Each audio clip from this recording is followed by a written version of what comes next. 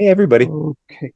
I am super stoked once again to learn something new, which I always do with Marty Sieff. And Marty just pitched a name at me. I'm always hungry for good quality compositions and little vignettes about history that might give us some insight into the present and future conditions of humanity. Some of the tragedies, and Marty is very good at zeroing in on a lot of the tragic folly of the past, of personalities who uh, could have been better people and failed, or at different times, people who were better people and the society around them failed. And so I'm always just fascinated to see his little compositions. And this one is a figure who was very close to Charles de Gaulle. And I only knew him by name, but Marty had brought to my attention that there was a much bigger story about the personality of General Leclerc, who I again know nothing about. So, like usual, after Marty's finished his main presentation, we're going to open up for some free flow dialogue. Just put your name in the chat box like usual, and I'll call upon people accordingly. Marty, it's all yours, man. Okay. We start today in media res, as Homer and the classical Greek authors put it, in the middle of the thing. Not at the end, not at the beginning, but at the climactic, most dramatic moment. The moment the Vietnam War ended. On 6th of March, 1946, 29 years before the last woeful, tattered members of the U.S. Embassy in Saigon were humiliatingly helicoptered out as the Viet Cong and the North Vietnamese army closed in. 29 years before that, the war ended.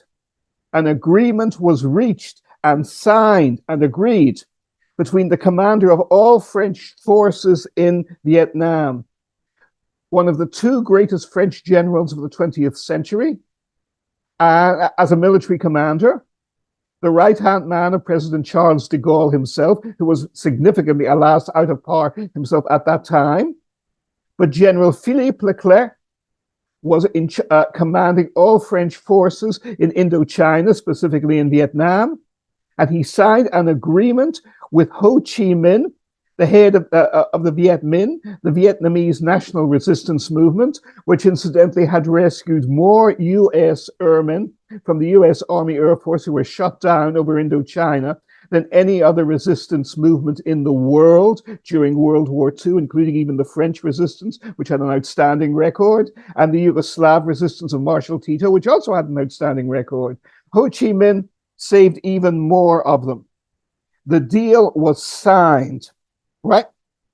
Uh, it was then, of course, afterwards repudiated by the civilian French leader in Vietnam, the High Commissioner in Indochina, who accused General Philippe Leclerc, the most successful French combat commander of World War II, as we shall soon see, of cowardice.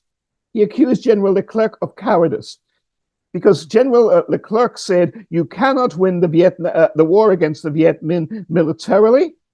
And under the terms General Leclerc agreed to, Vietnam was going to become fully independent while remaining in the French Union, rather a similar situation that Canada already enjoyed in the British Commonwealth of Nations.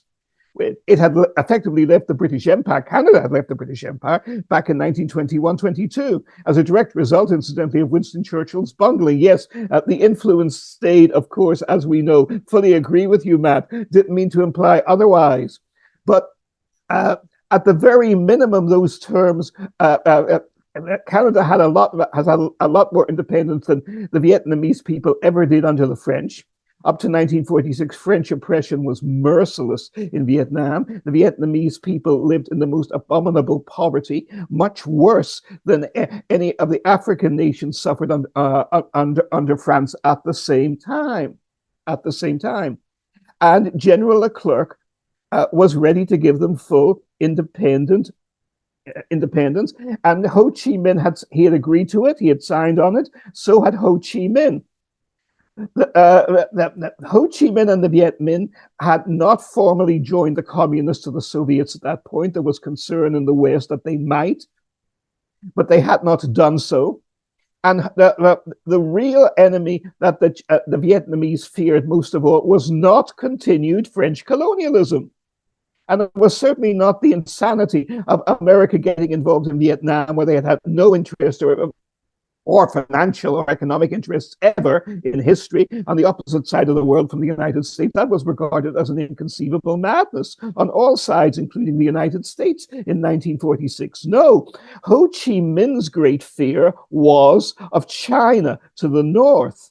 And he repeatedly said that he would far prefer status within the French Union as a guarantee of Indo-Chinese / Vietnamese independence against China.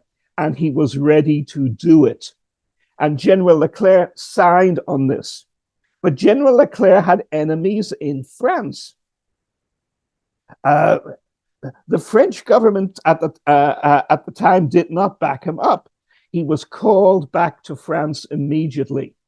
The civilian high commissioner, who was bitterly opposed to any political deal with the Viet Minh and with Ho Chi Minh, was put back in charge. The results turned out to be tragic in more ways than one for General Leclerc. His son, Henri, would later be killed as a patriotic young French officer fighting with the French army against the Viet Minh in the Vietnamese First War of National Independence from 1946-47 all the way through to 1954. Leclerc himself was called back to Paris. Now, he was a major figure in France. He was but the governments of the time looked at him with unease, because he was a Gaullist. In 1940, he was not the kind of man you would expect to be in favor of decolonization or of democracy. He came from an extremely ancient, aristocratic, wealthy background. The family had estates. He himself married the sister of his brother's wife, kept it not in the family, but in the same family. They lived happily ever after, and they had 6 children, one of whom, incredibly enough, is still alive today. Leclerc was a major in the French army, still only in his late 30s. He would have been 37, 38 at the time, in 1940, when France collapsed. He was one of the handful of idealistic, passionate young French soldiers and officers who immediately threw his career to the wind and fled to England to pledge his loyalty to General Charles de Gaulle when de Gaulle set up the Free French movement. This is going to be of significance later, as we shall see too, since after Leclerc died, however he died, as we shall see, the Gaullists were accused of being jealous of him and masterminding his murder. That, of course, as we shall see, was a very big lie. But the very fact that people saw the need to make that lie will be of great significance. Leclerc rose fast. De Gaulle sent him to Nigeria to start the Free French penetration of colonial Africa. Now, one of the many overlooked, and to the French actually today somewhat embarrassing, but very revealing tales on this is de Gaulle had a much more liberal approach to decolonization. Not totally. He was determined to keep, and did, French economic and diplomatic influences in former French Africa. But he had a much more open policy on decolonization than the British, who waged a vicious war of repression in Kenya and later inflicted a genocidal war that killed 3 million people to gain control of oil reserves in what is now Biafra, in the Igbo regions of Nigeria. The British did that. De Gaulle never did that. And one of the reasons he never did that is because in 1940-41, when the vast majority of people in metropolitan France were loyal to Marshal Philippe Pétain and his alliance with Nazi Germany, it was the native peoples, the peoples of sub-Saharan Black Africa, who rallied strongly and loyally to de Gaulle and the Free French cause from the very beginning. When de Gaulle came to Africa and to French colonial controlled nations, He was astonished to find scores of thousands of people, all of them native black people, rallying to the Free French cause because they recognized they were politically sophisticated, they followed the world, they had their radios, and they recognized that DeGaulle stood for liberty and freedom and decency against the monstrous Nazi and Italian fascist racist threats. And as a result, the French military renaissance, which started in Central Africa and took the French army, the victorious French army, all the way through France to Strasbourg and the German border, and eventually, as we shall see, even into the heart of the Nazi strongholds in Bavaria. The French did far more in World War II than British and American historiography ever give them credit for. There isn't even a suppression of this. People just don't bother looking. It's in the public record, and we are going to trace that here too. One of the many surprises we are going to see here. We are going to see one or two people who we previously regarded, or in other areas regard very highly, as having very dark and sinister aspects. And we are going to see people, as you said, Matt, who nobody has ever heard of, who perform extraordinarily impressively. Over the next 2 years, from 1940 to 1942, the Free French Democratic de Gaulle consolidation of the African colonies on behalf of the Free French to establish the reality of a Free French nation beyond Nazi-occupied Europe became a reality. And de Gaulle's most important officer and key political figure in establishing this was the rapidly rising young officer, DeGaulle, who took the code name Leclerc, Philippe Leclerc, as he was then known to history afterwards. He goes to Africa as a major. By the end of the war, he's a full brigadier general. His rise is extraordinary and earns the hard way. First, he brings the nation of Gabon onto the French side. Then he brings the nation of Senegal onto the French side. The people of Senegal rally to him. And this is of crucial importance because through to the end of the war and through the massive fighting in Italy and on the Rhine, forces that are labeled French are largely African and largely Senegalese. The vast majority of them are black, African, and within that, the most reliable and dedicated force are the Senegalese. There is, incidentally, a parallel development in the British Empire at the same time. The Indian army is totally unreliable to Britain in World War II. Gandhi has done his work for Freedom Whale. Churchill's blustering bullying and the monstrous famine that kills up to 10 million people in Bengal in 1943-44 completely made the continuation of the British Empire in India impossible. Earlier than that, at Singapore, at the beginning of 1942, the biggest military defeat in all of British history, 135,000 British Imperial troops surrendered to a Japanese army, far less than half that side under General Yamashita. When that happens, there are 45,000 troops of the British Indian Army in Singapore. They not only surrender without a fight to the Japanese, 40,000 of them immediately volunteer to fight with Japan to liberate India from the British. 40,000, most of them are killed fighting the British and the pro-British core British Imperial Indian Army in 1943-44. But even then, this is where the African context comes in. The largest combat force fighting the Japanese in the great battles of Kohima and Imphal that break the Japanese army to reconquer Burma in 1944 are not Indian at all, and they are not British either. They are West African, overwhelmingly Nigerian. They fight bravely. They're not allowed to be officers, but they have their own NCOs. It's very akin to free slaves fighting in such a massive and impressive and brave and dedicated way for the Union forces in the last 2 years of the Civil War. The British, like the Union in fighting the Confederacy, have to turn because of their own manpower losses to loyal, dedicated African soldiers who are dedicated to rolling back and they don't dare use them in Europe, but they use them to roll back the Japanese when they cannot rely on native Indians anymore. Hugely important point. Now, General Leclerc is a pioneer of the same profound process.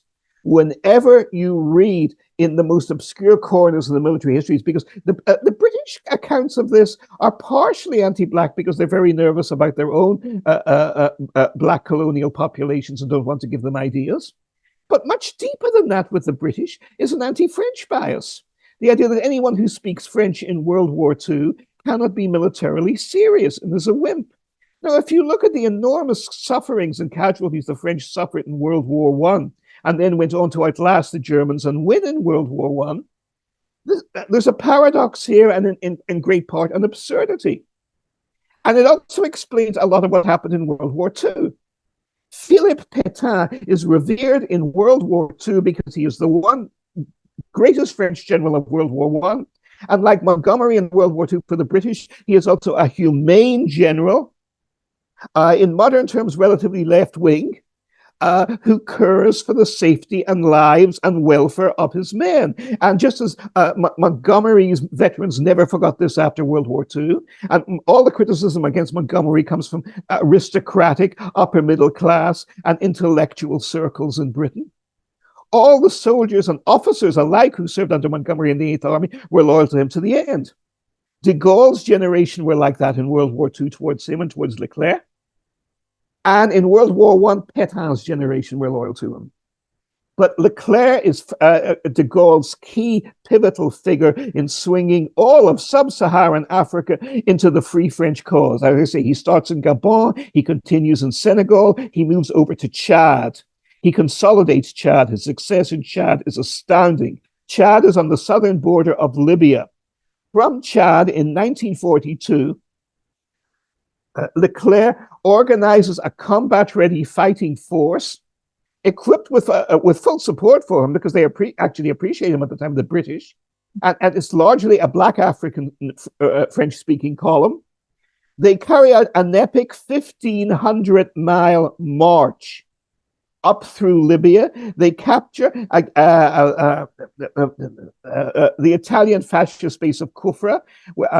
It's a small-scale battle compared to what will follow afterwards, but nobody expects a French general with black African soldiers to beat white European master race, but they do quite easily and with not zero, but with relatively low casualties. And then they march up under incredibly difficult circumstances towards Libya. And they actually reach Tunisia at the same time the massive British Eighth Army does from the east. They connect with the British Eighth Army.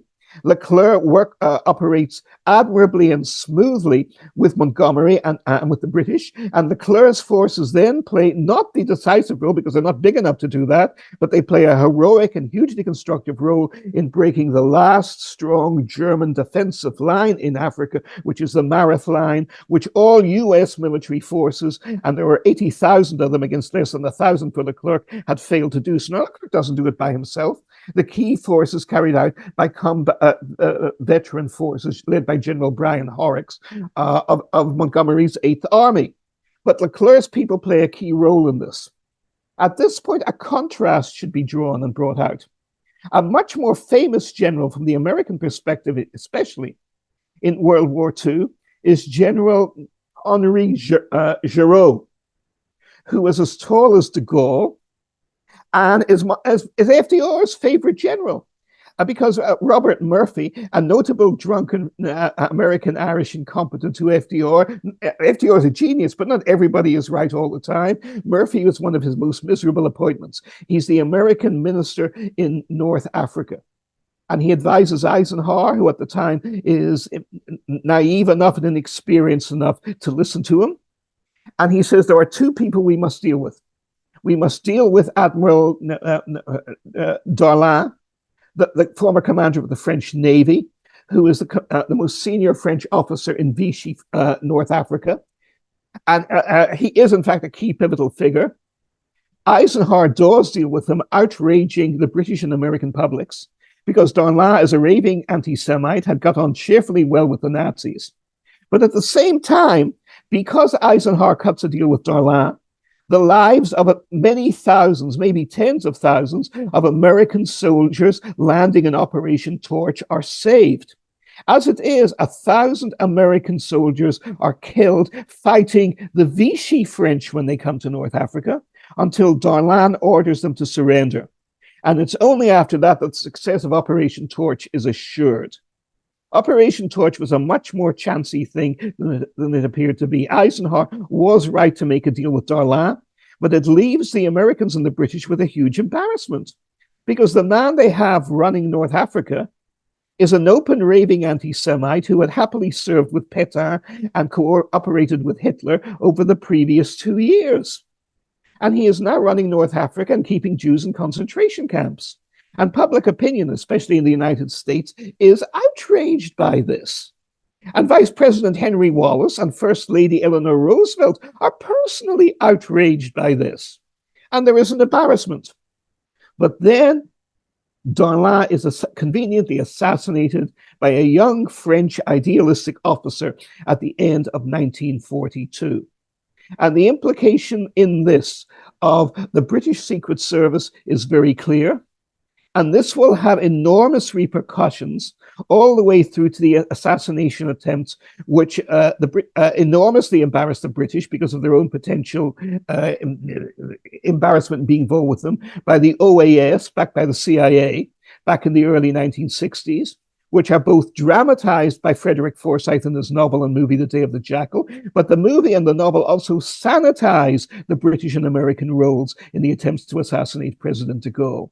That's the real cause of motivation for that book and that movie, to sanitize and scrub clean the very dark and dirty role that both the British Secret Intelligence Service and the CIA both played in backing the OAS in their attempt to kill President de Gaulle in 1963. And as we will see, the same shadows will emerge in the death of General Leclerc in 1947.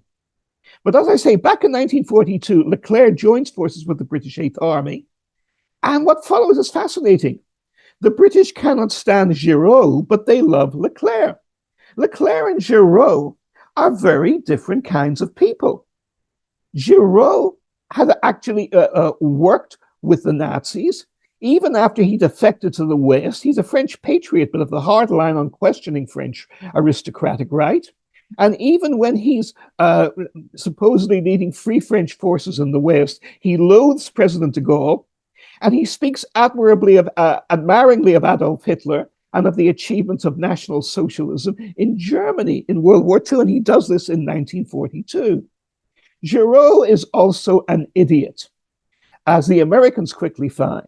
When he flies to Gibraltar, where General Eisenhower and his team are planning Operation Torch, Giraud is the model of reasonableness. General, now I am here. I will, of course, take over from you supreme command of all American Navy, Air Force, and the 80,000 American troops who are going to liberate Algeria and Morocco for the glory of France, because the glory of France will not permit an American nonentity like you to do it. The fool really believes this nonsense. He really expects President Roosevelt, General Eisenhower, and the United States Army to hand over all forces into his own totally incompetent and inexperienced command, which, of course, they do not do. But FDR loathes Charles de Gaulle. Churchill doesn't like de Gaulle either. But Churchill's one saving grace, paradoxically, is the fact that he is a liar, he is a sleaze, he is a hypocrite and a gambler, and rather much of a psychopath, because Churchill has no conscience. And if you sit back and read his autobiography and his memoir, other books of memoirs by him, he's actually perfectly open and cheerful about this. That's the advantage of a British public school education for you.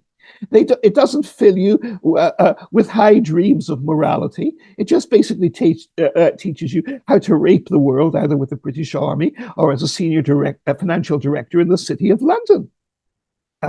if you look at the sports and games that are played at Harrow and Eton, that's basically what they're all about: winning by any means. But this is a secret only kept in England for the very top of the ruling class. Everybody else are taught the most high-minded Christian morality, at least in theory, not in practice. You could say about British Christian morality what Mohandas Gandhi, how he said when he was asked what he thought of Western civilization. He said, Western civilization and democracy is an absolutely wonderful idea. I'm all in favor of it. Someone should try it sometime. Someone should try it sometime. And that's the morality of the British middle classes. It's schizophrenic. It's hypocritical. But I mean, forgive me, one of my usual tangents here. But you have here already in 1942 a split between DeGaulle and Roosevelt. And Churchill, who is of the upper class in Britain, bridges that gap because in this area, at least, Churchill at least is not a moralist and he's not a hypocrite. He's an imperialist. He's an idiot. He's a gambler. He's a bad gambler. He always loses. He's a terrible poker player. Harry Truman and his private staff fleeced Churchill when they played poker with him in 1947, when he's about to deliver the infamous Iron Curtain speech in Fulton, Missouri. And in fact, Truman, who is a gentleman in his own way, actually instructs his own friends. And it's a very difficult thing for them to do because in their code, you honor poker. And that means when you're up against a rube at the table, an asshole, an idiot, you fleece him for all he's got. But Churchill is the rube at the table, the loser, the naive twat. But Truman needs him. And Churchill is a legendary figure, so Truman quietly tells his people to lose to Churchill at poker to make him feel good. Even then, Churchill loses money. Even then, he still can't come out on top. But in 1942, Churchill is shameless enough, although he loathes de Gaulle, he will work with de Gaulle. He recognizes that de Gaulle is a historical figure and the one figure of stature. I mean, Churchill makes snap judgments. They're usually wrong, but occasionally they're right.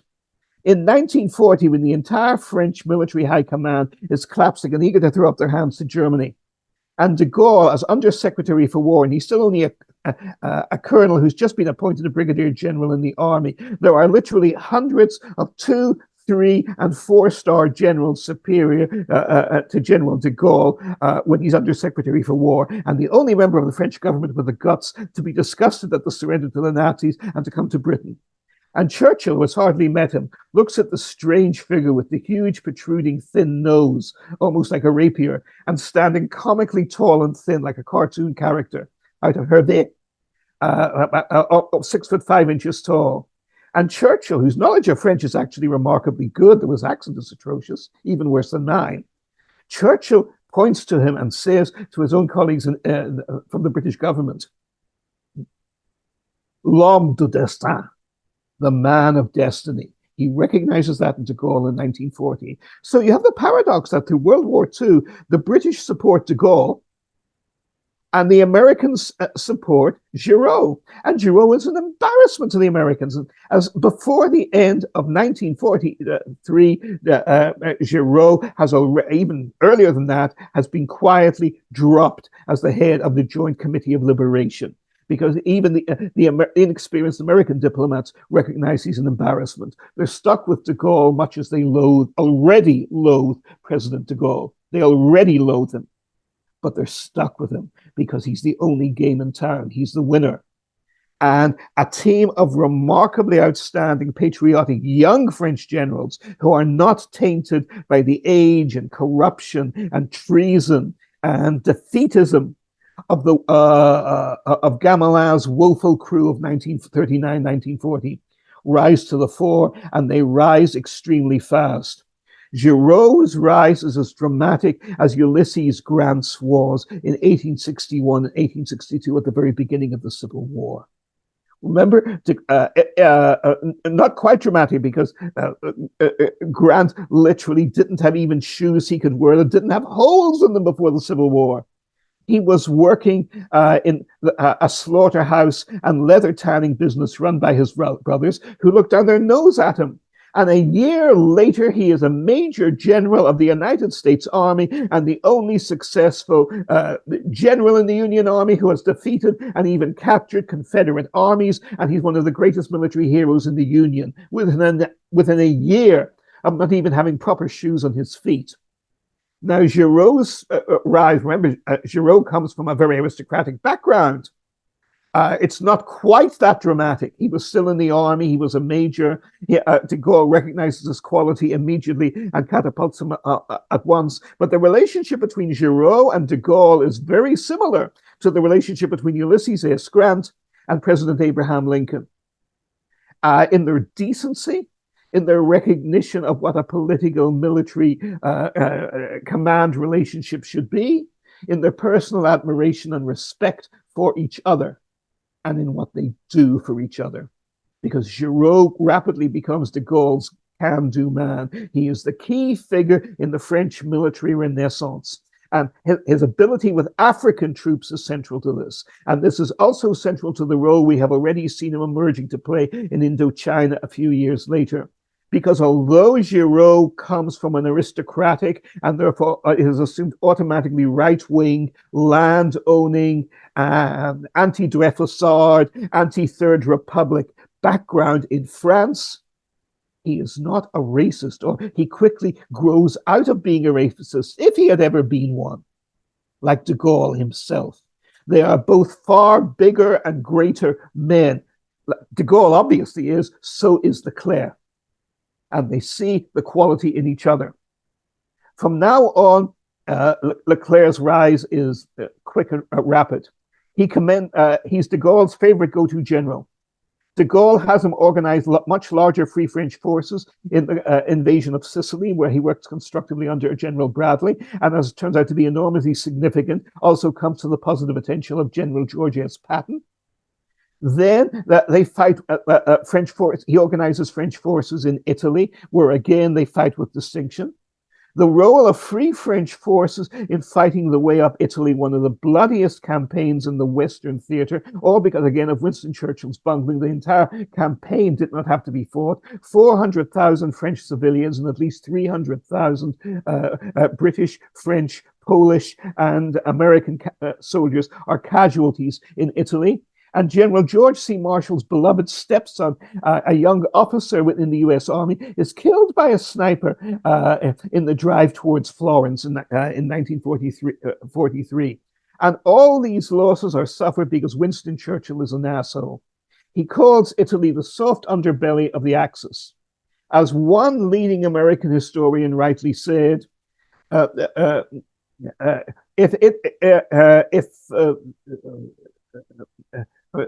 Italy is a crocodile, it's not the soft underbelly of the crocodile, it's the armored back of the crocodile. Because anyone here ever been to Italy? The Apennine Mountains are in the way. They run the whole length of Italy. And Winston Churchill, the self-proclaimed military genius, did not know this. Did not know this. He had sailed in British ships, playing at being a brilliant admiral off the coast of Italy before 1914. There's some very revealing memoirs about this.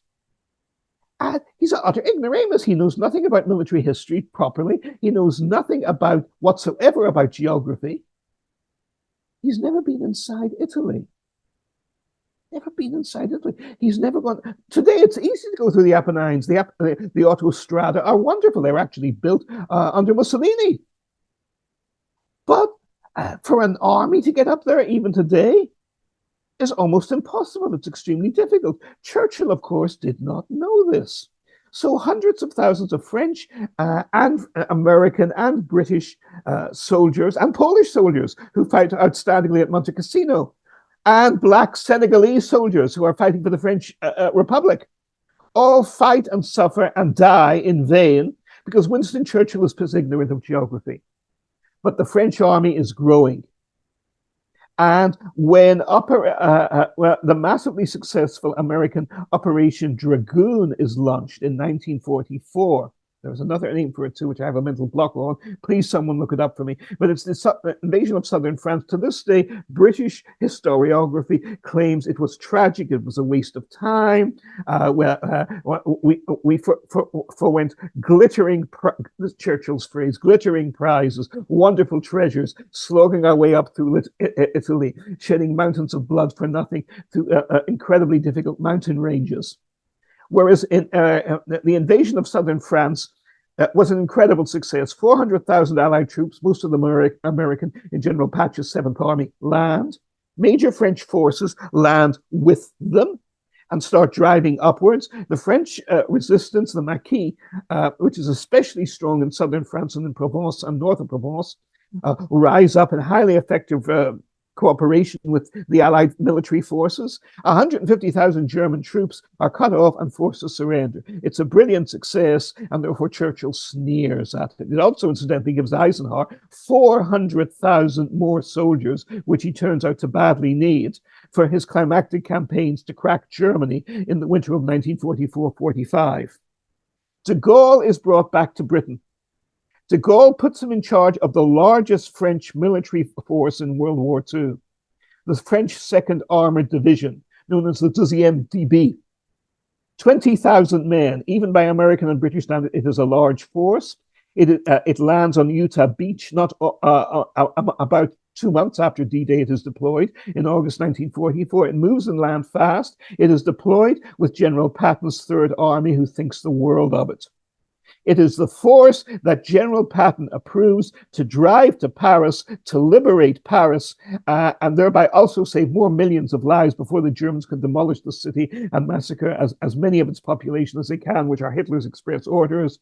But Leclerc's operational force gets there first. It is to this day a mythical moment in the moral and spiritual regeneration of France. There is a classic movie made, I think, in the late 1960s, but it's easily available. It may even be on YouTube. Is Paris Burning?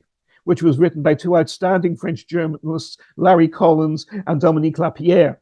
And it's made into a breathtaking movie. And the emphasis of the movie is on the people of Paris and on the resistance operations in Paris.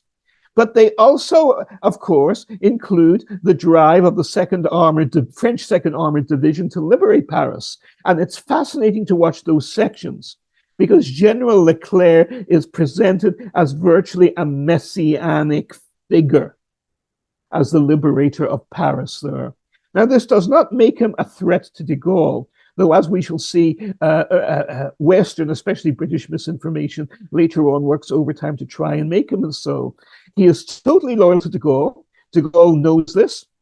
And had Leclerc retired or been killed in action liberating Paris, his role as one of the key driving architects of rebuilding the French army into a major significant combat force of the Allies a year before the end of World War II would already be clear and strong. And of course, he would go down in history anyway as the liberator of Paris. But it does not end there. The 2nd DB under Leclerc then fights and helps break the Wehrmacht in the ferociously bitter key fighting west of the Rhine through the fall and winter of 1944. The combat record, the casualties inflicted by the 2nd DB, actually compare favorably. They've now been moved to under Patch's US 7th Army, but the combat record is now much more effective in that period of time, at least specifically, than even Patton's legendary 3rd Army, which is bogged down in front of Metz through the winter with very high casualties. Because while Patton is an outstanding pursuit general, he's not very good at set-piece battles. Montgomery and the great American General Bradley are much better at set-piece battles than General Patton. Patton will come into his own again later and does so. But the record of the French army driving through northeast France with the 7th Army is highly impressive and even much better, but it still doesn't even end there. Because Leclerc is a classic hard-driving combat armor general. Napoleon would have loved him as a marshal because he has élan. He has vigor, fire, drive, initiative. But unlike the ghastly French butchers of World War I, he doesn't believe in slaughtering his men. Like Patton, he believes in looking for the jugular and cutting it and going for the weak point. And this takes him even further.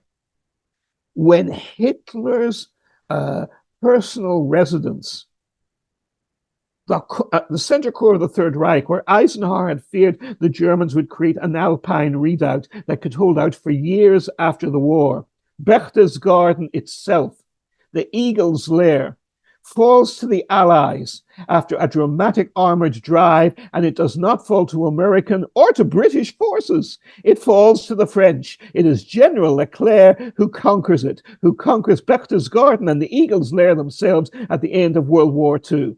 It is French soldiers who do it, including, again, I love the symbolism of this, a large number of Senegalese soldiers who are passionately loyal to General Leclerc. Afterwards, France is in upheaval again. President DeGaulle remains as president until 1946, but he steps down voluntarily as president. He makes the same brilliant, very daring and high risk and very principled calculation that the great Konrad Adenauer was made when he was offered the chancellorship of the Weimar Republic in Germany in 1923. 26 years before Adenauer created the great German Federal Republic we know and should rightly still admire today. Why did Adenauer do so? Adenauer did so for the same reason de Gaulle steps down as president of France in 1946. Adenauer says, and like de Gaulle, who later became a lifelong friend of, and they share the same cynical, dry, scathing wit and humor and intelligence. Adenauer says in 1923, I was offered the chancellorship of Germany, but I wanted a permanent job. I wanted a real job. I didn't want a job where I knew I was going to be kicked out after 2 days.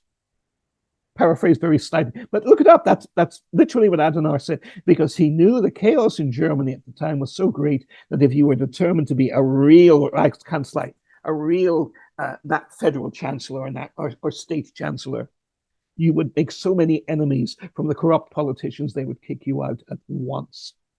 De Gaulle recognizes this too in 1946. He steps down as president, but he's a canny fellow. His great officers of World War II still run the rebuilt, renovated French army. At least they try to, because of course too many of the old bureaucrats and cowards and backstabbers, as we shall see, are still there too. They're still there too. But Leclerc is an army man. He doesn't have political ambitions. To be a general, like Patton, to be a general is all he, or General Bradley, to be a serving officer for his country at the highest levels is all he ever wanted to be. And here the parallel with Bradley kicks in, because under Harry Truman, Bradley becomes a much more liberal and progressive head of the U.S. Armed Forces, chairman of the Joint Chiefs of Staff, than anyone expected him to be.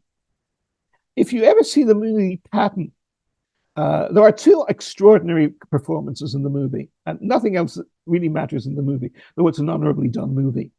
And that is, of course, George C. Scott's legendary performance, for which he was awarded and personally turned down, actually, an Oscar, playing Patton himself, a performance that was so mesmerizing that Patton's own children and grandchildren obsessively watched the movie all their lives and broke down in tears the first time they saw it.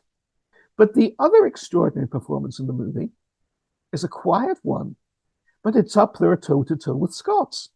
And that is the wonderful actor, Karl Malden, who a couple of old-timers here along with me may remember co-starring in a very bad 1970s cop show called The Streets of San Francisco with a young Michael Douglas. And Malden is a very subtle actor who had already won an Oscar playing against Marlon Brando, I believe no less, back in A Streetcar Named Desire, I think it was.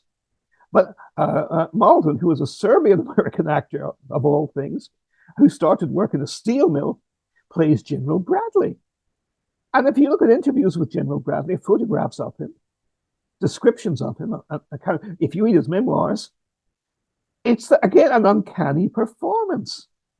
Now, Bradley was still alive at the time, so when the movie was made, and Malton had they became warm friends, they bonded, and Bradley was a very sympathetic man.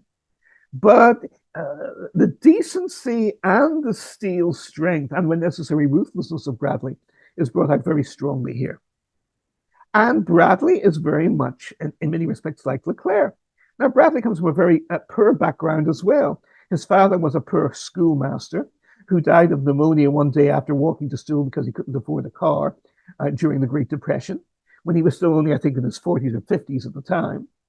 Bradley himself lived to a very old age, I think to nearly 90 or possibly beyond it, and was the last surviving five-star general of the United States Army, which, as we shall see, there are parallels for him even there with Leclerc.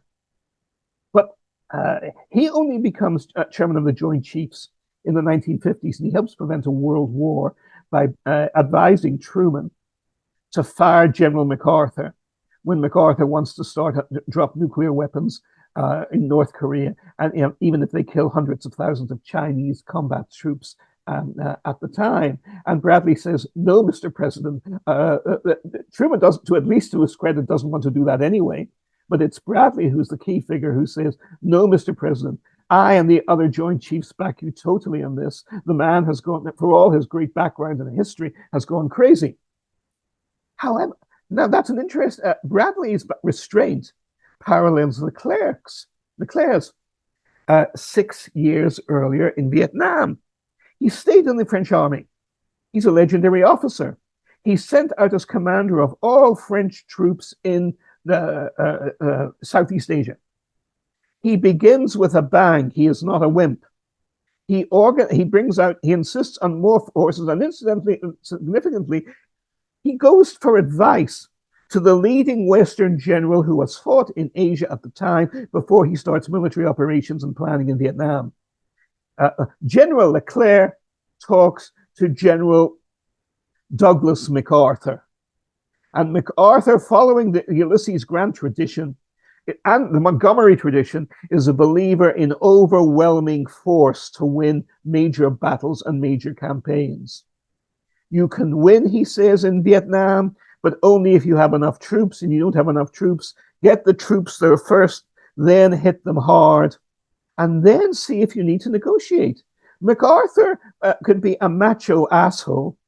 In 1934, Franklin Roosevelt said there were two men who were capable of destroying democracy in the United States single-handedly.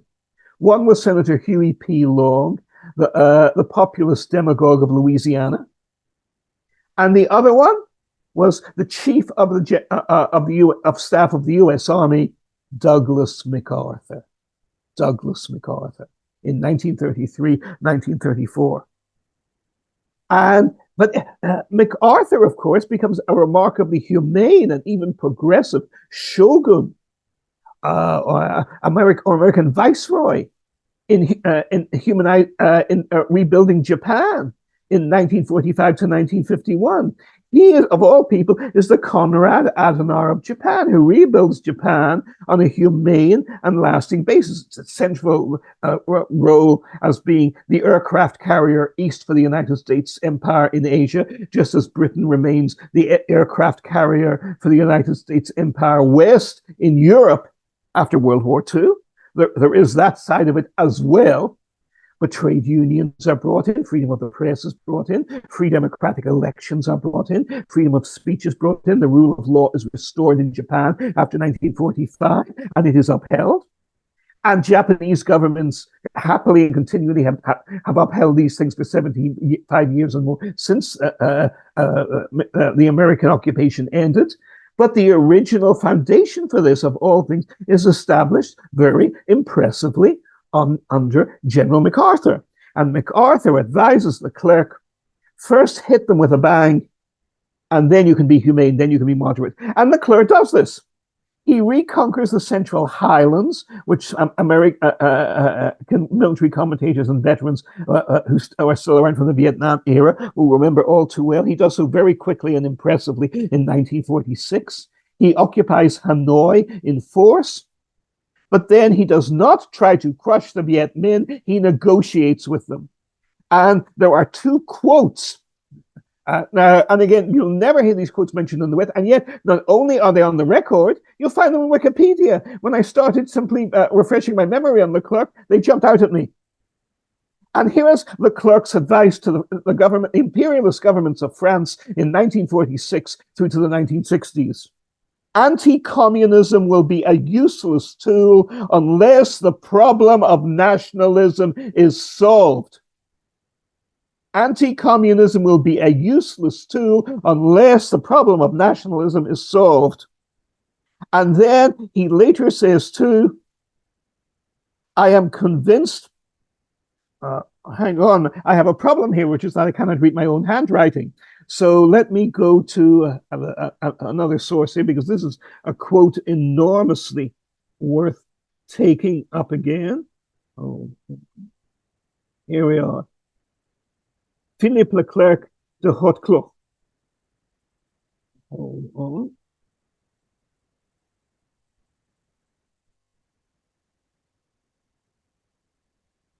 There we are. The French Governor General, the civilian head there, regards General Leclerc, of all people, he accuses him of being a coward and a defeatist. A man who, of course, had never fought significantly in wars himself, Monsieur d'Argelus. He says, I am amazed, yes, that is the word, amazed, that France's fine expeditionary corps in Indochina is commanded by officers who would rather negotiate than fight. Who would rather negotiate than fight. Right? Isn't that interesting? There are photographs, and you can find them even online now, in which General Leclerc sits on the same sofa with Ho Chi Minh, negotiating civilly and peacefully with each other. Now, hold on a moment.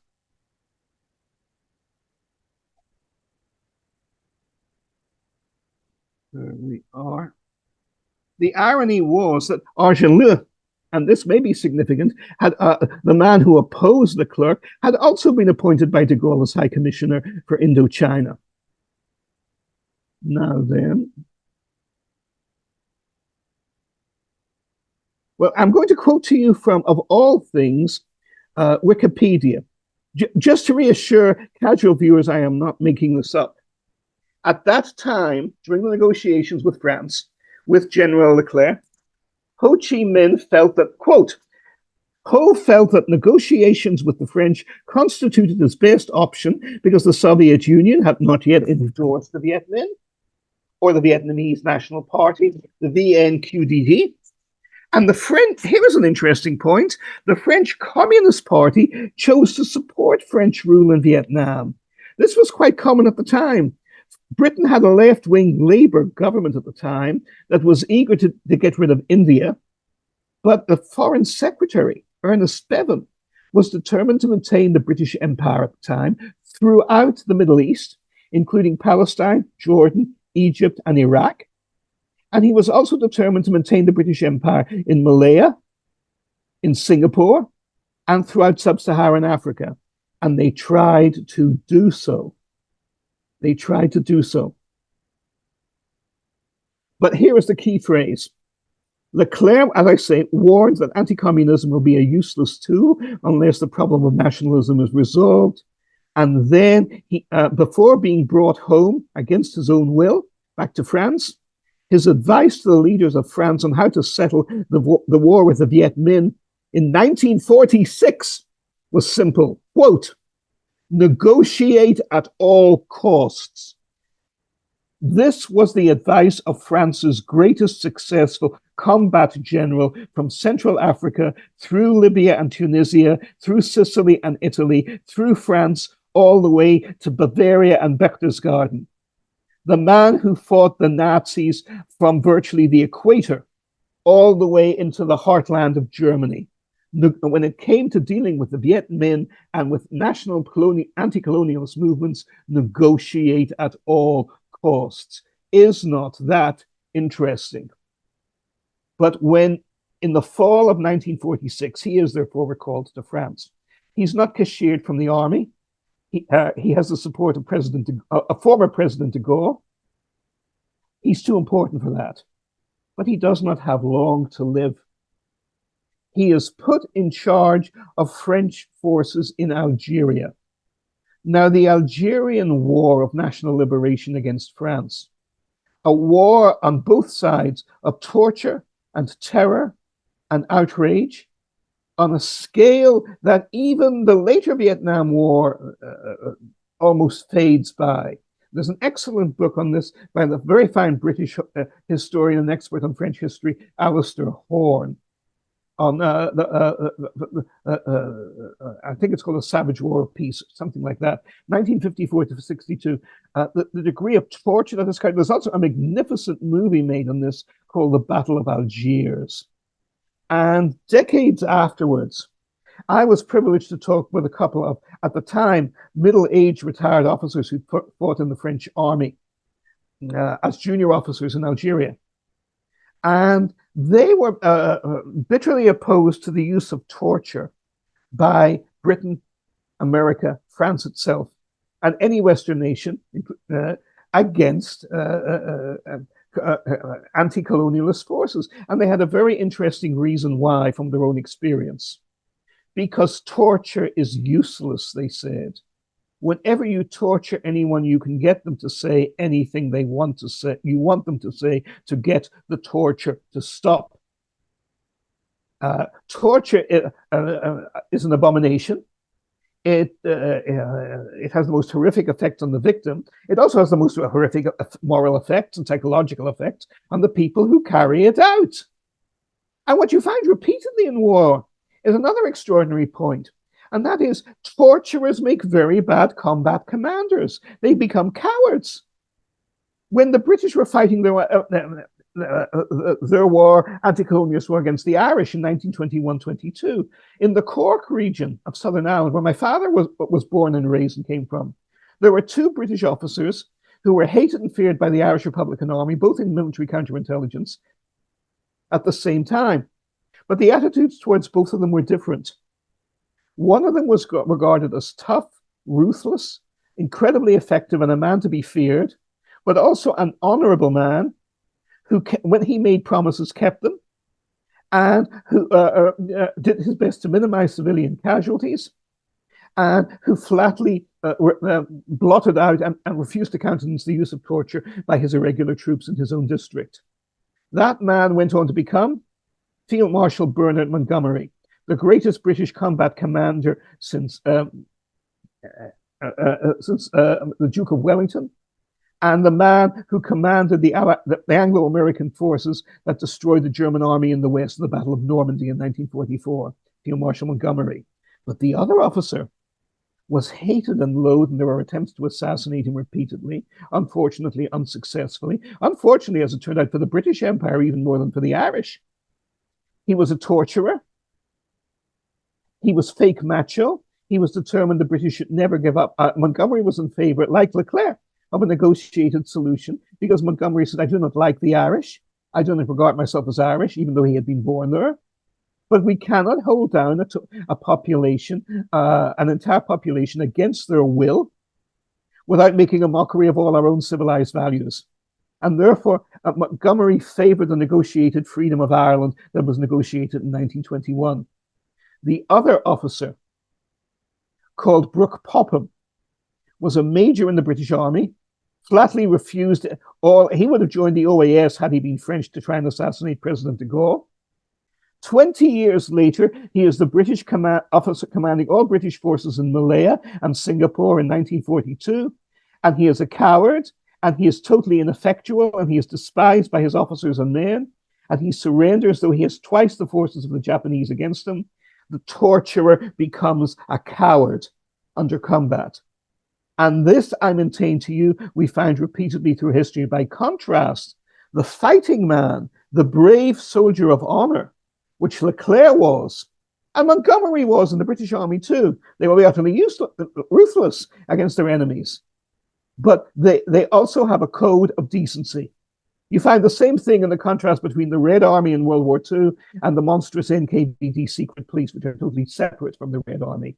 And it's no coincidence that in 1953, the Red Army effectively suppresses the NKVD and decapitates it and wipes out Stalin's most murderous leadership in the de facto coup that brings in a collective new leadership under Bulganin and Khrushchev in 1953. And although it's still a communist totalitarian state, it's a very different kind of state from the way it was under Stalin and Beria, who was immediately shot, and under the secret police, the NKVD. Totally different state. Now, as I say, Leclerc has been brought back from Indochina. He's a hot potato. Everyone had assumed that because he is an aristocrat, because he is a war hero, because he is the liberator of Paris, because he has restored the military glory and self-reputation and self-respect of France, all of which he has, therefore he must be a champion of the colonial empire. But look at what he has done. The basis for Leclerc's military renaissance of France was based on black sub-Saharan troops from Chad and Gabon and primarily from Senegal. And they fought with him loyally all the way through the war, through metropolitan France too. And these men trusted Leclerc, and he honored them. And the bond between them of respect and loyalty on both sides and honor was extremely strong and was never broken. Then he goes out to Southeast Asia. And once again, he does not demonize the people who are fighting for their own self-respect and freedom. He fights them, but he comes quickly to recognize the depth and widespread popularity of their convictions.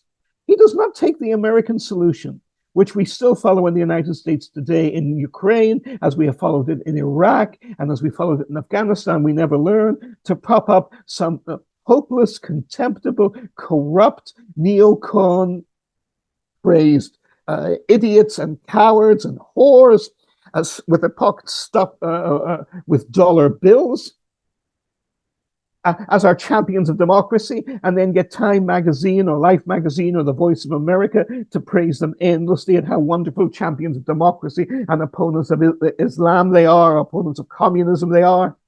No, that is not what General Leclerc did. Leclerc went to the leaders of the Viet Minh, and he studied the support of the Viet Minh in the field. And he recognized this is a national movement. It can be ruthless, it can be ugly, but it represents a legitimate, overwhelming desire for freedom and self-respect of the vast majority of the people of Vietnam, North and South. And therefore, we must deal with it because we must have a political solution. The kind of military solution that men like Argan are dreaming of is absurd and impossible. Absurd and impossible. And therefore, he is pulled back to France by the post-DeGaulle government. Now, the post-DeGaulle governments are interesting. The government that pulls him back is actually a communist-led government. But the French communists want to keep the empire in Vietnam too. They're the kind of socialists, they're socialist imperialists. They're the equivalent of the liberal imperialists we see today, who simultaneously accuse President Trump of being a Nazi, and at the same time are determined to send 2 million Ukrainian boys to their needless deaths so we can bleed Russia dry. Because for them, Putin equals Hitler, and the label is all that matters, and the fact that the reality may be different from the label should not be even looked at closely. Should not even be looked at closely. Not only do they try to condition the minds of other people into imbecility, they are determined to condition their own minds into imbecility. And after 40 years being in at first hand of closely watching the politics of Washington, I say that last remark that these people are most of all adept at brainwashing themselves very passionately and sincerely. It's never brought up. And of course, when you look at the neocon equivalents in France and most of all in Germany, but most of all in Britain, they are more fanatical believers even than the cynical believers in Washington themselves are. So what is going to be done with Leclerc? Also, he's a great believer in building the French army as an independent force. Now, this is somewhere where I do not have enough data, And I request everybody else here, because looking at uh, Jerry, Stephen, Monty, so many of you, of course, you yourself, Matt, much more work on this needs to be done. Where did Leclerc stand on NATO? NATO is founded in 1948. The Washington Treaty comes after a year, a couple of years after that. I think 1949. Stand to be corrected. But where does Leclerc? We know that Leclerc is a Gaullist, and he is a champion of a strong, independent French army. He is a champion of alliance with the West, but under certain conditions, and he has tensions, as we shall soon see, with Britain. But first, his death. It's well documented, and it may well have been an accident for reasons we see. And again, I appeal for more information on this, because the data on this is very open-ended. He has been sent to be Inspector General of French forces in Algeria. Algeria is not yet a hot potato, though it could be. There is a terrible massacre of French civilians by anti-colonialist forces in 1946. The local French commander responds with it's rather similar to Gaza and in 2022 and the Israeli 2023 and the Israeli reaction. You have, first of all, a monstrous massacre of the European colonialists. Then the European colonialists respond by massacring 10 to 20 to 100 times as many local civilians as they themselves lost. This pattern can also be found in the British repression of the Indian National Rising in 1857, which the British to this day still insist on calling the Indian Mutiny. It was not. It was a national rising against Britain. And hundreds of British civilians were slaughtered at the beginning of it under the most horrific circumstances. Therefore, the British responded by killing more than 1 million Indian soldiers, and most of all civilians. The favorite method of execution back then in 1857 was to strap any Indian they found in front of a cannon and fire a cannonball through him. And happily, because of the triumph of British industry, there was an inexhaustible supply of cannonballs and gunpowder, so they didn't run out of ammunition. This is what happened in Algeria in 1946. At first, it was crushed, but even the generals who crushed it said, I have given you, perhaps if you are lucky, a generation, maybe only 10 years of peace. What will you do with it? Well, they did nothing with it. And in 1954, the real rebellion began. The massacres of French women and children, often in conditions of indescribable butchery, were carried out. The French then cut loose with torture on a gigantic scale, enough to make even the British Empire blush. It is still regarded to this day as the most horrific and savage of all anti-colonialist wars. Given the way Leclerc thought, given what his outspoken position was already on decolonization in Southeast Asia, he would certainly have taken the same position, and DeGaulle then did, on Algeria. But what happens instead? He flies across Algeria. Algeria is big. Algeria is much bigger than metropolitan France. It's comparable in size to the whole of Western Europe, or to the United States, more or less to the United States east of the Mississippi River. And so he flies around with it on an American-provided, French-modified B-25 Mitchell medium bomber. But there are some problems with the bomber. The plane has been reconfigured for the general's personal use, and a private office has been put in it. And there is no doubt pilots complain that there are stabilization problems, and the plane tends to rear up on its end, and it could potentially stall and crash. That's the first problem. Secondly, weight has been added to it. Thirdly, Leclerc traveled with a small party within 21st century American logistical standards, but still on his own plane a significant one. There are in all 12 people on the plane when he starts his fatal flight. A 13th body is found, which has never been identified afterwards. Now, not too much perhaps should be made of this, because it was common procedure. And Field Marshal Montgomery, for example, did this all the time. You're about to fly off from an airport. you see a VIP or even a local soldier you're chatting to who's waiting for the transport plane. The general says, "Get in with me." Nobody contradicts the general. The later president of France, President Mitterrand, an archenemy of President de Gaulle, in fact, is waiting for a flight to Britain in 1943 from North Africa, from Tunisia. And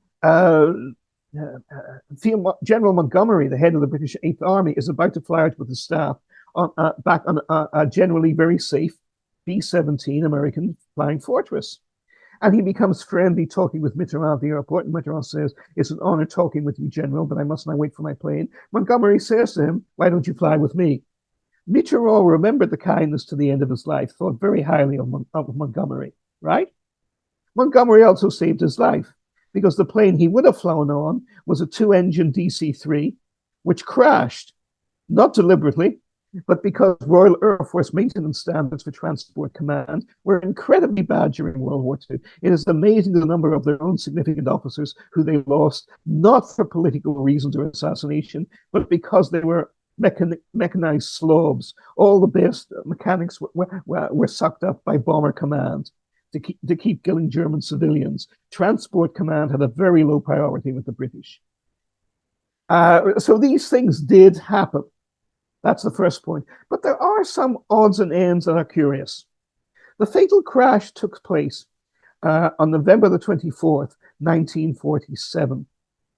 3 days later, the French government falls and is replaced by a government which is generally pro-de Gaulle, but is also pro-staying in Algeria, led by one of the champions of European unity, an ally of Jean Monnet, Robert Schuman. Nobody has ever looked into Schumann's relations with Leclerc. I've not been able to find anything on it myself. So I do not raise this again as a conclusion. I raise this as an open-ended question and look forward to the excellence of, I'm not saying it lightly, to the genuine excellences I thankfully know so well from our interactions over the years of my inner audience, to look up this and see if any significant leads come from this. Secondly, Leclerc is removed from the scene before NATO is set up. President de Gaulle is always suspicious of NATO. Always, from long before he becomes president of France. He sees it as a very dangerous weapon that will actually, again, I think de Gaulle is not just a prophet without honor on this, but a prophet long before his time, because in Britain and America, in my time, it was fashionable to sneer at President de Gaulle. Look how virtuous NATO is. We're only there to preserve ourselves from the evil Soviet threat and nuclear weapons. But even if that was true then, and I stress the if, look at what has happened since, especially since the collapse of communism. Today, NATO is driving to polarize Russia, and the Russians are preparing for a world war because NATO, led by its own leaders and the Europeans far more than the Americans today, is driving to try and dismember Russia. And this is de Gaulle's nightmare and warning coming about, that if Europe is polarized and divided, and the West are divided into two totally alien camps, then eventually a head-on collision between them and a catastrophe will be inevitable. Now, President de Gaulle goes public with this in the 1960s, and he does not hesitate to pull France out of the military unified command of NATO. And the generals commanding NATO in Europe at the time, as UMAT and Cynthia, of course, have done pioneering work on, we now know are central figures in destabilizing democracy and supporting terrorist destabilizing attacks, even on a monstrous scale from Belgium all the way down to Italy. And this is a matter of record. This is a matter of record. And Leclerc is not just a French general, he is a patriotic French general, and he is loyal to the president who raised him to greatness, who is now out of office, Charles de Gaulle. But the people who are running the governments in Paris are simultaneously left-wing domestically, in favor of the European Union continentally, But most of all, at that time, led by Monet and Schumann, they are passionate for the strategic alliance with the United States and the continuing of Marshall aid from the United States. And they are terrified of upsetting this in any way. We should also now look before I come to my closing comments on who ran the United States Army at the time General Leclerc is killed. It's very interesting. Leclerc has his admirers among the Americans. General Bradley was an admirer. His greatest admirer among the Americans was dead already, General Patton. And he had served with distinction in General Patton's army, Third Army, when he carried out the liberation of Paris in 1944. General Patch and General Jacob Devers, who commanded the American forces under which the French, organized by Leclerc, had driven up through southern France in 1944, have also left the army. They have been sidelined from the army by a man who is bitterly jealous of them and demands the glory for himself. The Chief of Staff of the United States Army from 1946 to 1948, General Dwight Eisenhower. But Eisenhower, you see, already has experience in eliminating violently, when necessary, French military leaders who embarrass him, who stand in his way. Because first he had negotiated successfully with General Darlan, the Vichy admiral who commanded the French Navy, very anti-British, and he had reason to be, actually. But Darlan had worked closely with the Nazis too. There was an outpouring of outrage against both Darlan and Eisenhower for signing an agreement with him that nearly cost Eisenhower his job at the end of 1942 after Operation Torch. But then Eisenhower gets off the hook. How does he get off the hook?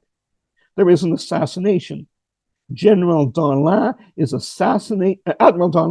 assassinated by a young royalist, aristocratic free French officer who simply walks into Darlan's headquarters with full approval, despite all the British and American security around it, and shoots the admiral in his own study.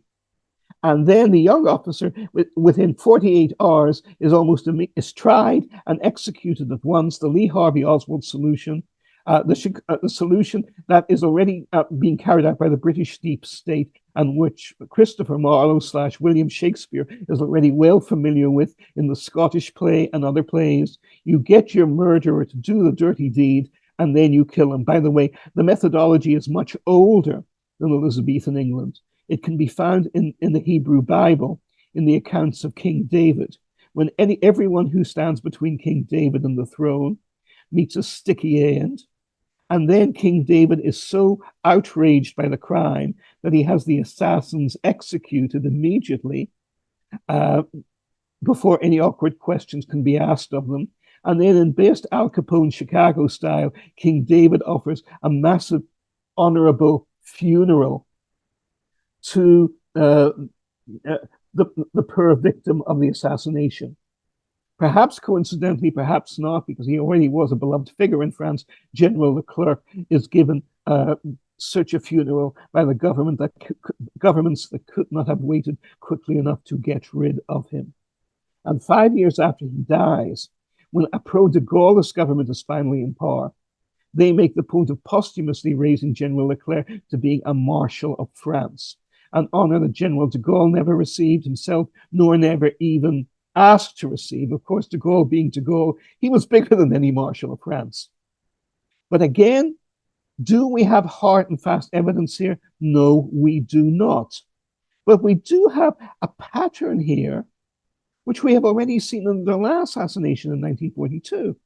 And we see repeated during the Eisenhower years, not within the United States, but within the free hand that Eisenhower most certainly gives to Allen Dulles and the CIA for the elimination of Patrice Lumumba in Congo, and for the elimination of other leaders and their governments all around the world that are seen as being soft on communism, or ready to open the door to something much worse than communism, social democracy.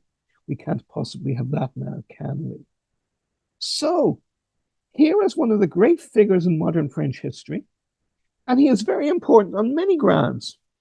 He is important, first of all, because had he been heeded to at the time, at least 10 million people would not have died through war and genocide and napalm bombing at the hands of the communists, at the hands of the United States Air Force, at the hands of the French military, at the hands of Cambodia's own genocidal lunatics. The Vietnam War bloodbath that consumed the world, of course, all of Indochina, because of course it consumed Laos and Cambodia as well, for more than 30 years, would never have happened. It would have been prevented. And even but in whose cui bono, in whose interest was this? And there was another factor I need to bring in as well, because Leclerc had made other enemies who are very familiar to us already: the British Empire and the British Secret Service. Are we shocked and outraged by this? Why? The British officers and generals, all the way up to Montgomery, who served with Leclerc in World War II, loved him. They admired him enormously. It would not have come from them. But as France's top military officer commanding in Algeria in 1946-47, Leclerc was opposed to British colonial development of Libya, and especially British seizing of Libya's oil resources next door. He was also developing potentially enormous oil resources in Algeria, which were not developed for 50 years after he died, with a French legendary explorer called Conrad Killian, Aillian, right? And even after the assassination, there was a widespread suspicion in Algeria and in metropolitan France that the British were behind it to safeguard their oil rights in Libya. Killian certainly thought this. And guess what? Killian did not have long to live either. He was found hanged in a hotel room. This is one of France's greatest explorers of the Sahara Desert in the 20th century and a close friend of a general of France. And he is found hanging from the rafters with his throat slashed. Seems like a bit much of overkill, doesn't it, at the time? Working hard to convince you, in a hotel room in Grenoble, in France, in 1950, only less than 3 years after the possibly mysterious death of General Leclerc. Your Honor, the prosecution rests. Do we have enough for a conviction in a court of law? Certainly not in an Anglo-Saxon court of law. They would never convict us. But in the courtroom of history, I submit the case is open for further investigation. Thank you very much. Thank you, Marty. Yeah, that was quite the journey, as I shouldn't be surprised. And you definitely raised a lot of questions for researchers to really be inspired to dig a little bit deeper and just get a sense of, like, well, what was his relationship with the oncoming NATO? He certainly knew that such an alliance was being set up. What exactly was his position on that? The Schumann influence also is incredibly important, very destructive as far as we know, with the destruction of sovereignty in Europe and the influence there. So what was his position on that? I got a question before I give it to Uwe. Actually, Uwe's in the future. He's in Europe and he has to walk the dog soon. Uwe, are you still there? Because I know that Yes, you've done a you lot of go really first, good. Uwe. That's fine. Yeah, Uwe, you've done a lot of really great work on Adenauer, and I know that you've got some insights to share pertaining to some cautious feelings you have about praise for Adenauer. So I was wondering if you could just quickly go through that briefly.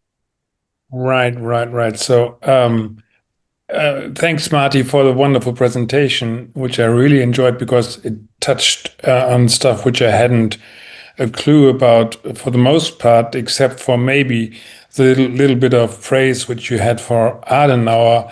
Well, I reflect my own conditioning, Uwe. I must apologize for that. Please go ahead.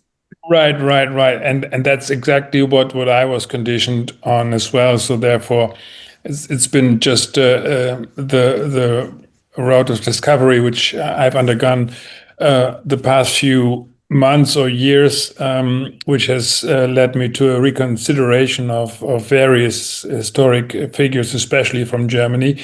And Adenauer is a case in point where I would urge us to a little bit more cautious in terms of his greatness and his independence even. And maybe I can just briefly, Matt, is it possible to share a short PDF, which is just an indication of how delicate this whole issue is. Yeah, let me try and share. Sure.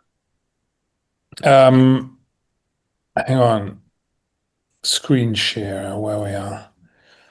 Oh, I have to adjust. There we are.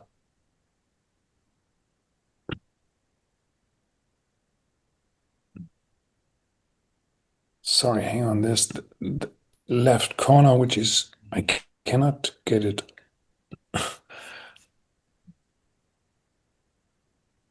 There we go. Okay. Now, yeah, that's what I wanted to share. Oh, good. This is coming up.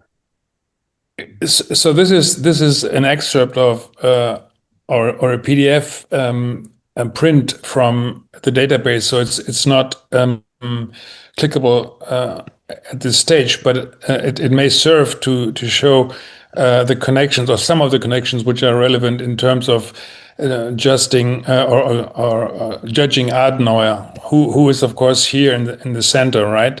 So this is an old picture of his from the 1920s when he was mayor of Cologne. And it is true, he was the leader of the German Catholic Center Party. And as such, he was a player also in the time leading up to Hitler becoming chancellor. In fact, Adenauer called for Hitler to become chancellor. And that's something which may be just a political move. And many said, well, let's get those Nazis in power so that they make a laughing stock out of themselves. But Adenauer also was, hang on, where is he now? He was also friends with Kurt von Schröder, who was, of course, Hitler's. Hang on, I cannot find him so quickly. Oh yeah, here he is, Kurt von Schröder, who was Hitler's man at the Bank of International Settlement, and Adenauer was very close friends with him, together with another guy who is Robert Pferdmenges, and Pferdmenges was the one who Aryanized the Saal Oppenheim Bank, Jewish bank in Cologne, but with full cooperation from the family because he just Aryanized it he gave his name, but it later was reinstated to Oppenheim. Anyway, so those three they really conducted business in Cologne, and Adenauer was also connected to this guy, who is of course John J. McCloy. Yes. Right. Yes. Lot to agree with you on here. Maybe sometime you and I can do.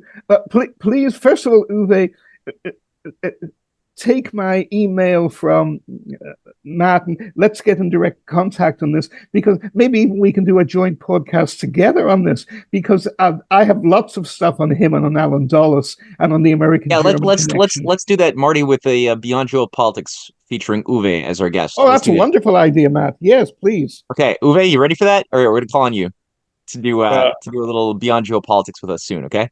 Yeah, that's okay. So anyway, all I wanted to say is that we really must be cautious about. I don't know. There's a lot more to say, and of course, Dulles is here himself as well.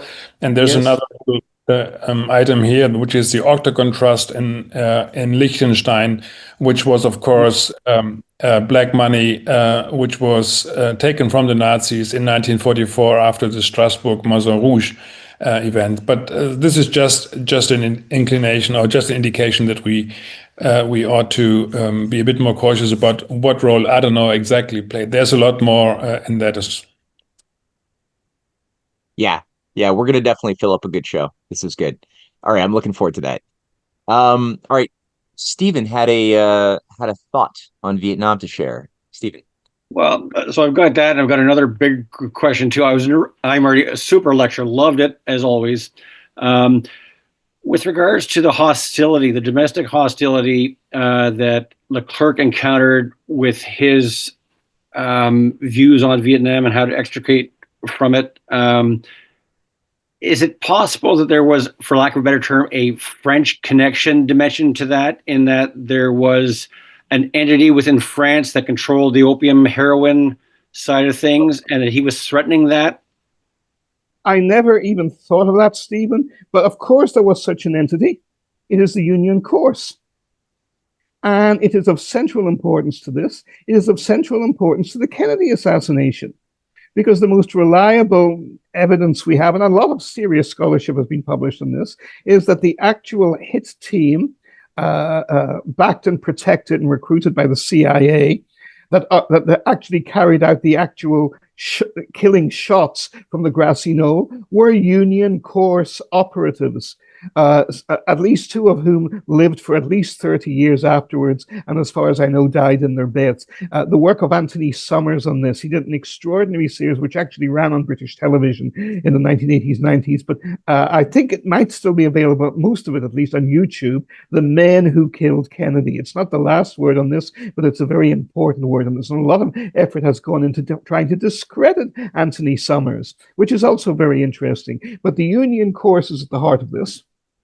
And it's interesting that in Frederick Forsyth's novel, The Day of the Jackal, which tries to clean they emphasize, and there's no doubt that this happened, there was very strong relationships between even DeGaulle's Secret Service and the Union Course, and as a body. And in general, there seems to have been, and I stand to be corrected on this, in the de Gaulle era and afterwards, what you might call an armistice between them. The Union Course were allowed to continue their own highly lucrative hard heroin drug deal operating out of Marseille, and but did not attack or threaten directly the French state.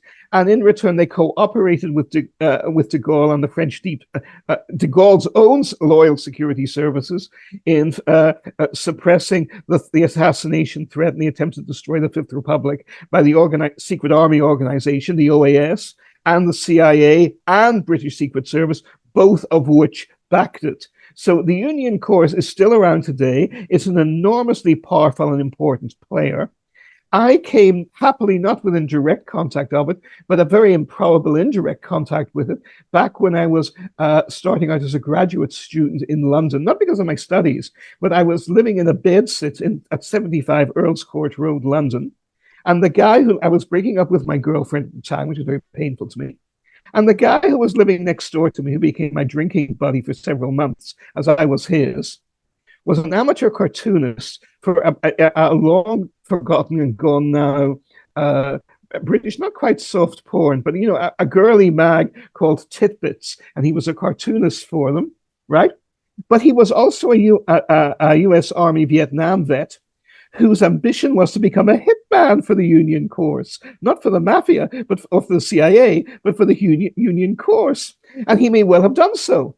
And I doubt he'd still be around today, but he never told me anything directly incriminating, and I had nothing to give him. I was just an impecunious student at the time. It's just one of the, like meeting the strangers on the train, or the right or wrong person next to you in a bar. It was that kind of thing, except we were friends for several months in the anonymity of living in bedsit London and off the Earl's Court at the time.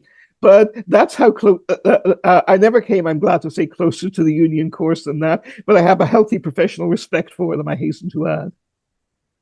But I think you've raised a very important point.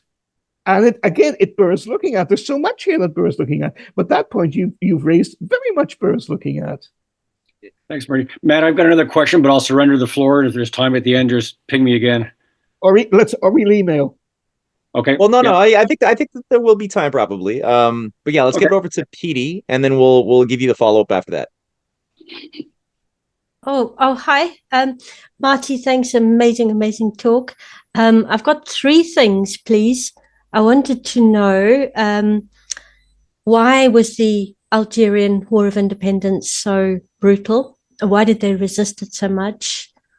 Wanted to know your thoughts on Ben Bella, and wanted to know if you've read Antoine de Saint-Exupéry, Flight to Arras, and Wind, Sound and Stars. Those novels, the French aristocrat who wrote The Little Prince. And then just one last thing, it was about the Senegalese soldiers that was so fascinating. I was aware they played a big role, but I was certainly not aware at all of Leclerc's relationship with them and how much they respected him, it's so heartening to hear that. So thank you so much. Oh, first of all, again, please get my email from Martin, send him or through me yours, because at the very least we have to discuss books. On top of the list, of course, is what you just said, PD. I love those books. And of course, you must also be familiar with Andre Malraux's work as well. And No. if not, chase it up. If you love some expertise, you will adore Malraux. Start off with Man's Estate, The Human Condition, La Condition Humaine. It's an extraordinary book, especially when you discover that the Chinese heroic hero of the book in real life was directly modeled on Zhou Enlai, who was a close friend of Malraux's before the counter-revolution in Shanghai in 1927. But it's an extraordinary book, The Human Condition. And also his book on, of course, the Spanish Civil War. Hang on. I get the two of them. Anyway, go for Malraux. But again, you ask questions which I either completely agree with you on, or actually touch a nerve with me, because I'm conscious of how little I know about them. I know I've studied Ben Bella far too little, but from what little I have read, and I stand again to be corrected on this, but he is very much a Patrice Lumumba figure. He is a figure who is a peaceful revolutionary, who is determined on liberation for his people. But there are very dark counter-revolutionary forces among the colonialist forces who are determined to either kill him or eliminate him, and at the very least, to demonize him. I mean, Nelson Mandela faced exactly this kind of experience. I mean, I knew people from South Africa who regarded themselves as liberals, who regarded President Mandela as having horns in the tail, a diabolical communist torturer who was determined to carry out a final solution on a much bigger scale to genocide every white person in southern Africa if he ever took power. The whole world knows that is not what happened. But that was not just in South Africa, but in the anti-colonialist world around the world. That is the image that was painted of President Mandela for 30 and more years. For 30 and more years. And Ben Bella is a victim of precisely that. Again, Ben Bella, again, I did not think to do it, and I thank you for bringing it up, because you could not imagine off the top of your head two people more different than Ben Bella and the French aristocratic general from an ancient French family like General Leclerc, right? And yet they both walk the same path. They are both examples of a path not taken, that was not allowed to be taken. That was not allowed to be taken. And your second point fits in here as well. And that is, and this may have well have been part of the calculation in sending Leclerc to Algeria. On the one hand, he's an expert on Africa. He has fought through the desert in Africa. He's one of the most successful of all the Allied generals in Africa in World War II. His achievement is much more impressive than, I mean, if you look at the American Army and the British First Army under Anderson, they're landed in overwhelming power in November 1942, and then they stall. They cannot advance 50 miles for the next 6 months. And they had to get the British Army, helped by Leclerc, to break the Germans in Tunisia for them, because with all their 150,000 men, and control of the sea and control of the air. Even Patton and Bradley, who are certainly inexperienced at that stage, but their soldiers are so green and actually useless that they cannot crack a relatively small German force, a much larger Italian force, which doesn't even want to fight in Tunisia. At the same time, Leclerc marches 1,500 miles from Chad all the way up through the Sahara Desert to Libya, and still has enough loyalty among his soldiers to crack the Mareth line. And British Eighth Army officers do not despise Leclerc. He's a mythical figure among them. In Nigel Hamilton's biography of Field Marshal Montgomery, which is a wonderful book anyway, he has one British general remembering when Leclerc met him, and he said, well, we thought he would be like Giraud, a pompous asshole insisting on taking command and knowing nothing about what he was doing. But no, I mean, he's a wonderful fellow. And he said, well, my troops are threadbare. They've been marching in even shoes that are peeling away. Can we ask for some support and supplies from you?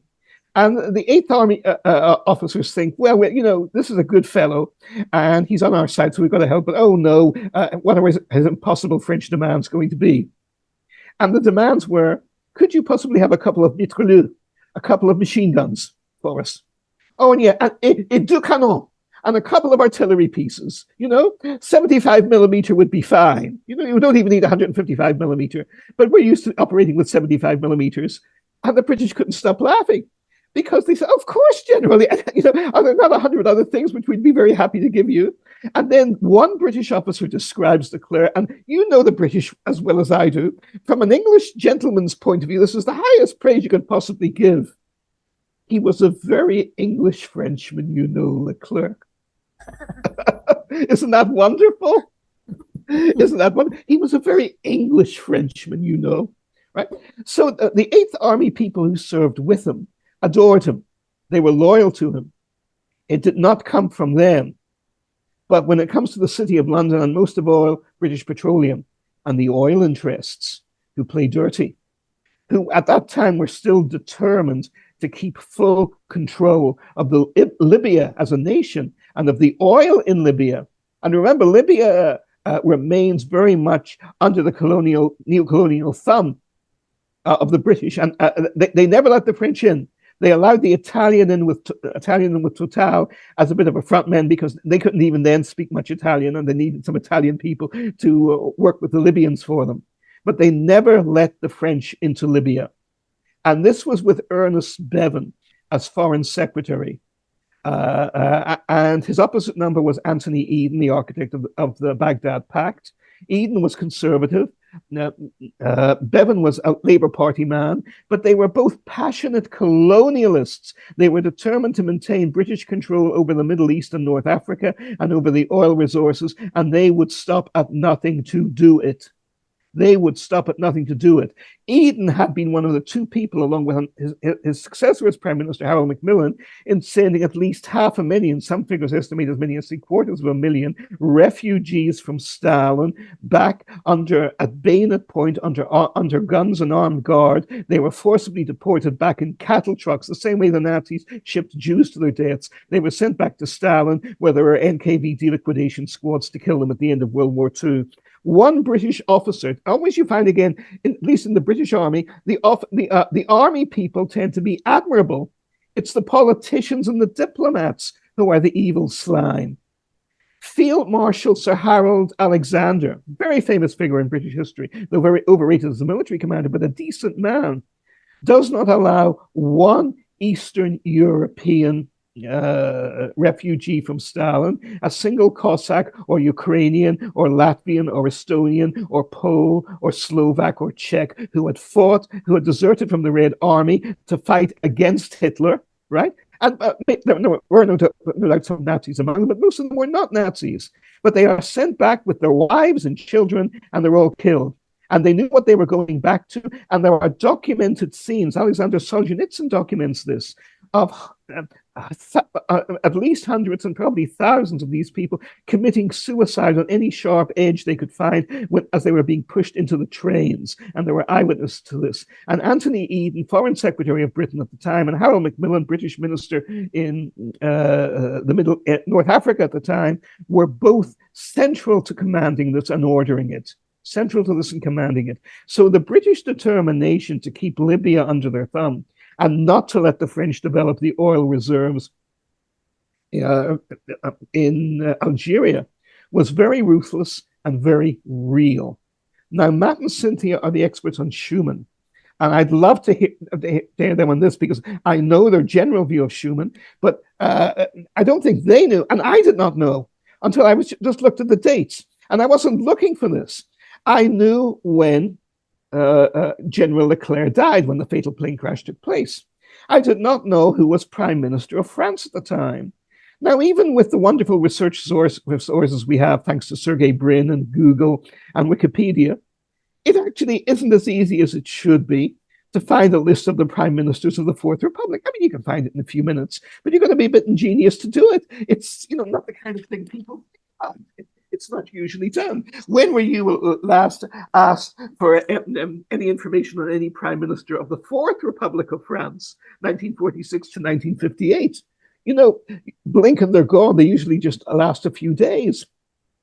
And I open this up, and who do I find? I find a relatively pro-Gaullist prime minister is deposed from power, and Robert Schuman takes over.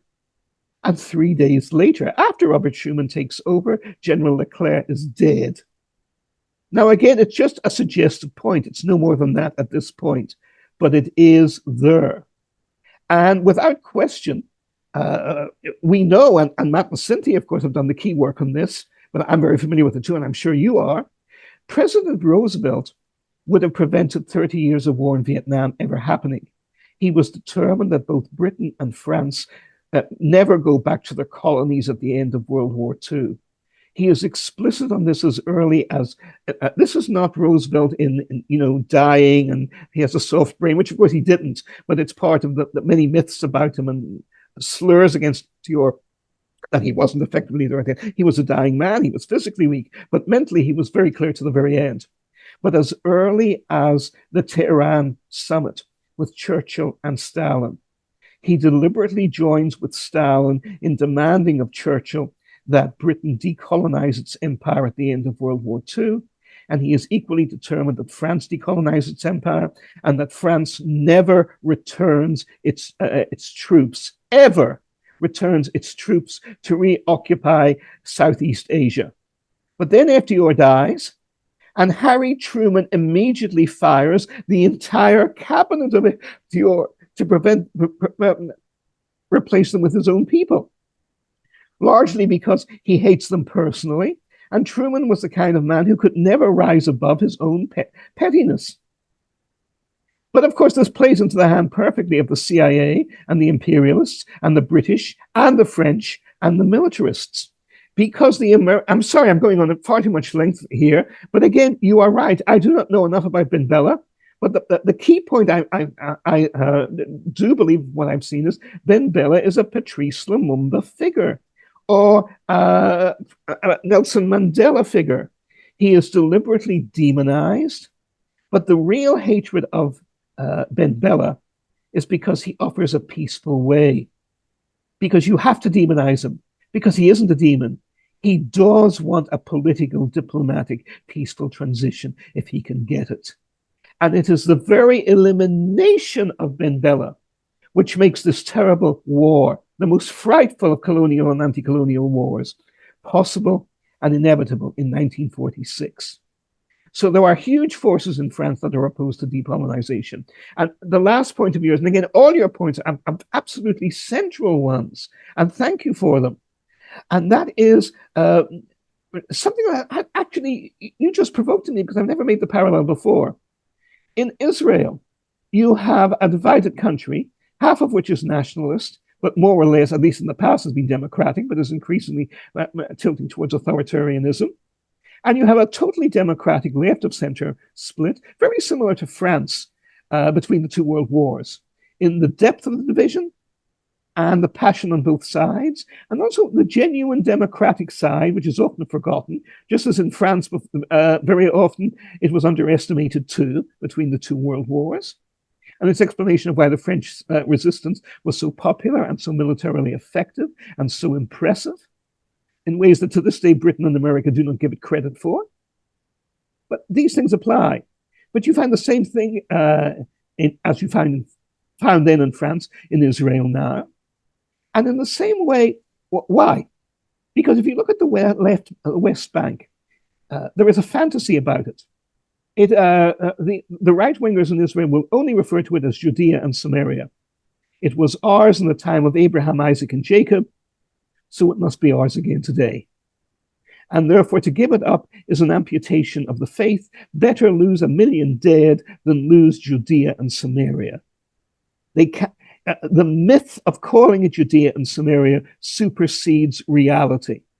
And this is what happened with the French in Algeria in exactly the same way. There were 1 million French who had settled in Algeria.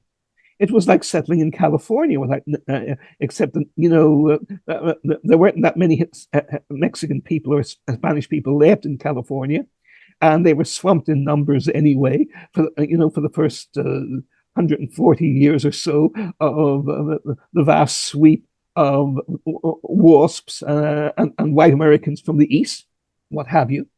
California is pretty empty, but it's got a wonderful climate, and it's got oranges, and it's got sunshine. It's also got oil. And all these things were in Algeria as well. So the French settlers, who were usually working class people who came from backgrounds of extreme privation, were in seventh heaven with endless servants, and they wanted to stay there. But also they made the same mistake for themselves, the same trap the Jewish fundamentalists made in the West Bank in Judea and Samaria, quote unquote. And that is they gave it another name. They said it's part of metropolitan France, which exactly, you've seen this. And I noticed other people have pointed this out too. And this is an absurdity in terms of history, demography, geography, environment. It's an absurdity, but it is a psychological reality. And when a psychological fantasy that becomes stronger than reality. And what does Dr. Freud tell us? The greater the gap between the label, between the belief system and the reality it denies, the more insane and violent the people will become, and the more intolerant they will become. And this is why the Algerian War of Independence was so ferocious. And this is also, of course, why President DeGaulle becomes hated. Now, having said that, something else I want to look at, because I don't have enough data myself on this, and I think it's crucially important. Had General Leclerc convinced Charles de Gaulle of this in 1946-47? Or was he going to? Because my understanding is, and Matt, correct me on this, you know much more about this aspect of it than I do, that General de Gaulle only converted to independence for Algeria after he became prime minister and later president of France in 1958-59, when he made the same determination his good friend and loyal lieutenant, General Leclerc, had made about Vietnam 13 years earlier. This is a war that cannot be won militarily. It just cannot. We do not have the men to do it. We do not have the force to do it. We do not have the unity at home to do it. We do not have the wealth or resources. We do not even have the Nazi level of genocidal ruthlessness to do it, because we are French and therefore we are civilized people. All of these are General Leclerc's conclusions in Vietnam in 1946. All of them are President de Gaulle's conclusions about Algeria in 1961. But had President de Gaulle already felt this way about Algeria as early as the 1940s? I don't think so, but I may be wrong. I don't know. So if anyone here can correct me on this now, or we'll look into it and, circulate it with us afterwards, please do so. These are important issues. What is very clear is that de Gaulle in 1961 on Algeria walks down the same path that Leclerc had walked down in Vietnam in 1946, and that Leclerc would certainly have walked down in Algeria in 1947-48, had he lived. Yeah, it's a good point. I'm racking my brain right now. So yeah, I'll just throw it out there. If anybody knows good historians who have done quality research, because I haven't done specific work on this period of de Gaulle's development, and it's always been a question mark in the back of my mind, right? Like what allowed him to make that shift early? And I think you've touched on it. I think you're correct. But to really like get more in depth into that story, uh, if anybody knows of a historian or qualified researcher who is also sensitive to the reality of the Organisation de l'Armée Secrète and General Schall and that whole operation, because that's one thing I find that people tend to ignore, that whole aspect of Operation Gladio inside of France that de Gaulle was also at war with. Throw it I my think way. that's central to the whole thing, Matt. And Yeah, I do there's too. one And also historian sorry, go on. the Quebec angle too, because I know that Quebec was a major entry point for many of the leading figures around the French fascists that were, given a rat line. A lot of fascists were given a rat line into Argentina, and that's more well known. But Quebec was a major source of the rat line after World War II, and out of which they were then sent to Brazil and other things to manage a big chunk of the shadow government apparatus that was built up as the Fascist International. So like super important stuff. And I think it plays into like de Gaulle's relationship also with his Quebec counterparts in the Union Nationale government of Premier Johnson, who brought de Gaulle to Quebec. They had a whole program.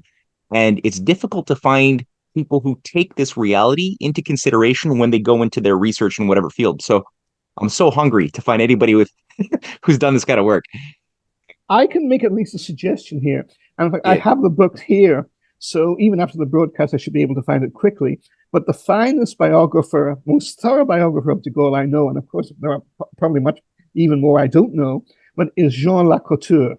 Now, there is an excellent 2-volume English translation of this, but better look at it is cut to some degree. So the 3-volume original French biography by Lacouture would be the best place to start, at least. Okay. I've taken note of that. And as far as Schumann, Cynthia's done more work than I have, but I would say that one of the biggest red alarms that I ever had with Schumann was that Pope Francis lobbied extensively to get Schumann elevated to sainthood, because the idea was that forming the European Union was a miracle. And so he qualifies Well, as being a saint of the church. Matt, let me give you another miraculous coincidence, or a synchronicity, as Arthur Koestler much more honorably put it.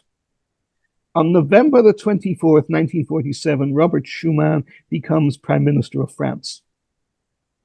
3 days later, on the 27th of November, 1947, General Leclerc is dead. Mm-hmm. And as far as I can tell, no one has ever, correlated those two events before, ever, anywhere. All right, the challenge is out. You've dropped gauntlet. Monty, and then Stephen. Okay, thank you very much. Much appreciated, Martin. I just happened to be reflecting on some of the things you brought up, and one point to me which seems significant is that de Gaulle did break with NATO and kick NATO out. Yes. And thereafter, the Five Eyes didn't include the French. So it seems like there's been something interesting going on there. But I want you to we can't maybe a deep point discussion in this, but maybe we can follow it up. There was interesting history in relationship to these secret armies, which, and I would refer you to a man by the name of, he was known as Intrepid. His name was Sir William Samuel Stevenson. And he was deployed by Churchill in 1940 to set up the secret British Security Coordination Councils in New York City in 1940. And thereafter, he set up the Camp X's in Ontario, Canada, which ran secret clandestine organizations throughout the world. In other words, my reading on it, this was set up in Rockefeller Center. They ran the Camp X's, which were clandestine networks, and they deployed through Africa, through India, through Portugal, through Spain, through the Pacific. And this smells to me a little bit like these secret kind of army operations were actually deployed through this character who was an MI6 operative. He was code name was Intrepid, and supposedly close to the imagery of a James Bond. So have you heard of this person, and can you comment on this network of these operatives which were deployed through Camp X during the 1940s period? And could this have some intersection with Algeria also? Of course it could. I know nothing whatsoever about the Camp X's. What you are saying now here is a revelation and an education to me, Monty.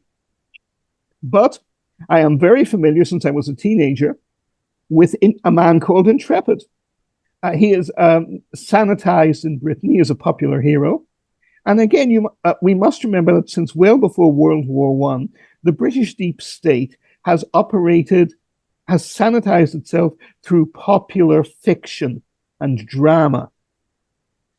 The key for this was William Le Queux, who wrote a bunch of hugely best-selling novels with lurid and monstrous villains, all German, which do an enormous part to create a ferocious German-hating atmosphere in Britain in the first decade of the Entente, before World War I.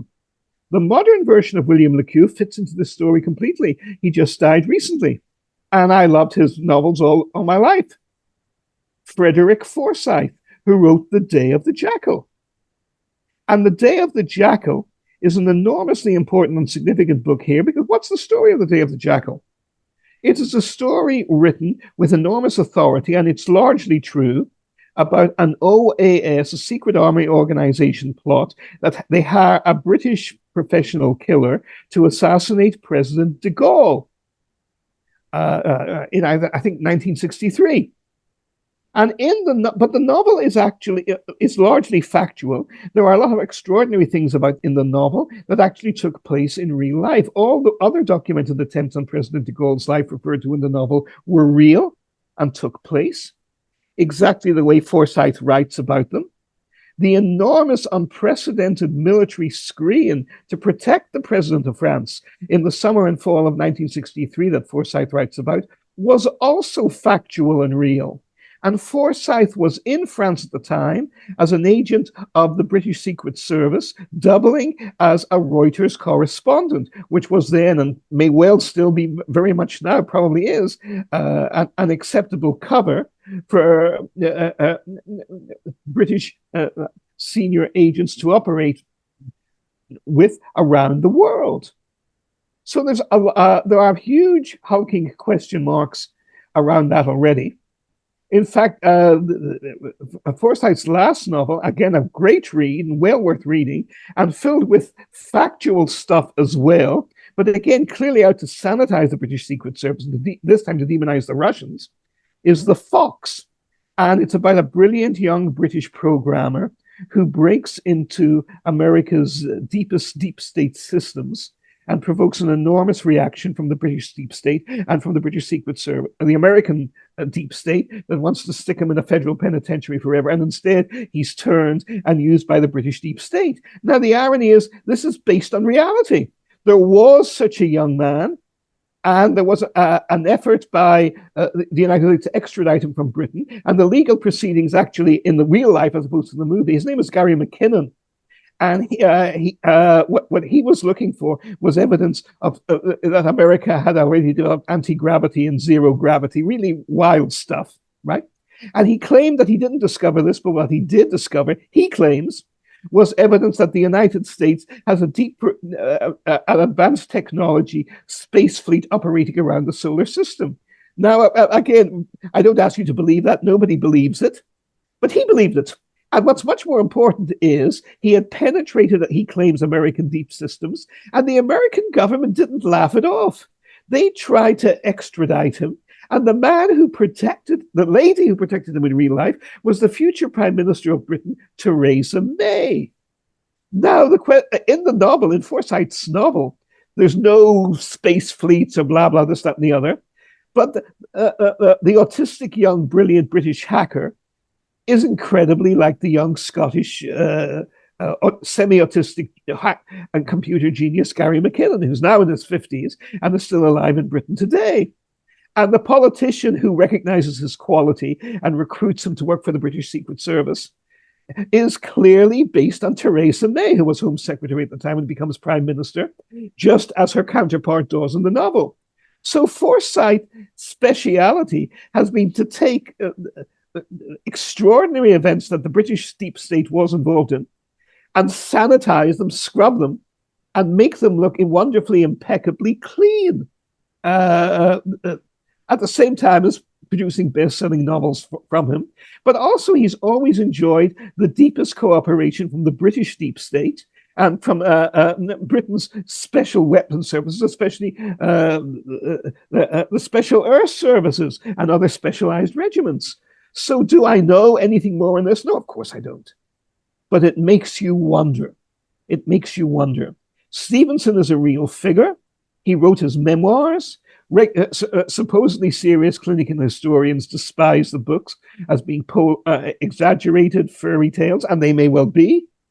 But he existed, he was real, he did run the British intelligence operations in New York in 1940. British intelligence in New York and in Washington in 1940 was, remember, a matter of national survival because it was crucial for them and central to Churchill's strategy to bring America into the war. And therefore, anything would go. And they were desperate to put, and all regular patriotic British people, including major film stars at the time, were proud to, click and work with British soft power. And did they do more dubious things as well?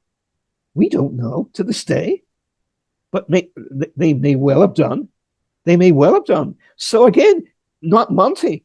I can't answer your question with authority. But there's another mother lode here for people to research. There's very much a mother lode for people to research. Jerry, actually, no, I promised Stephen. Stephen first, then Jerry. Sorry.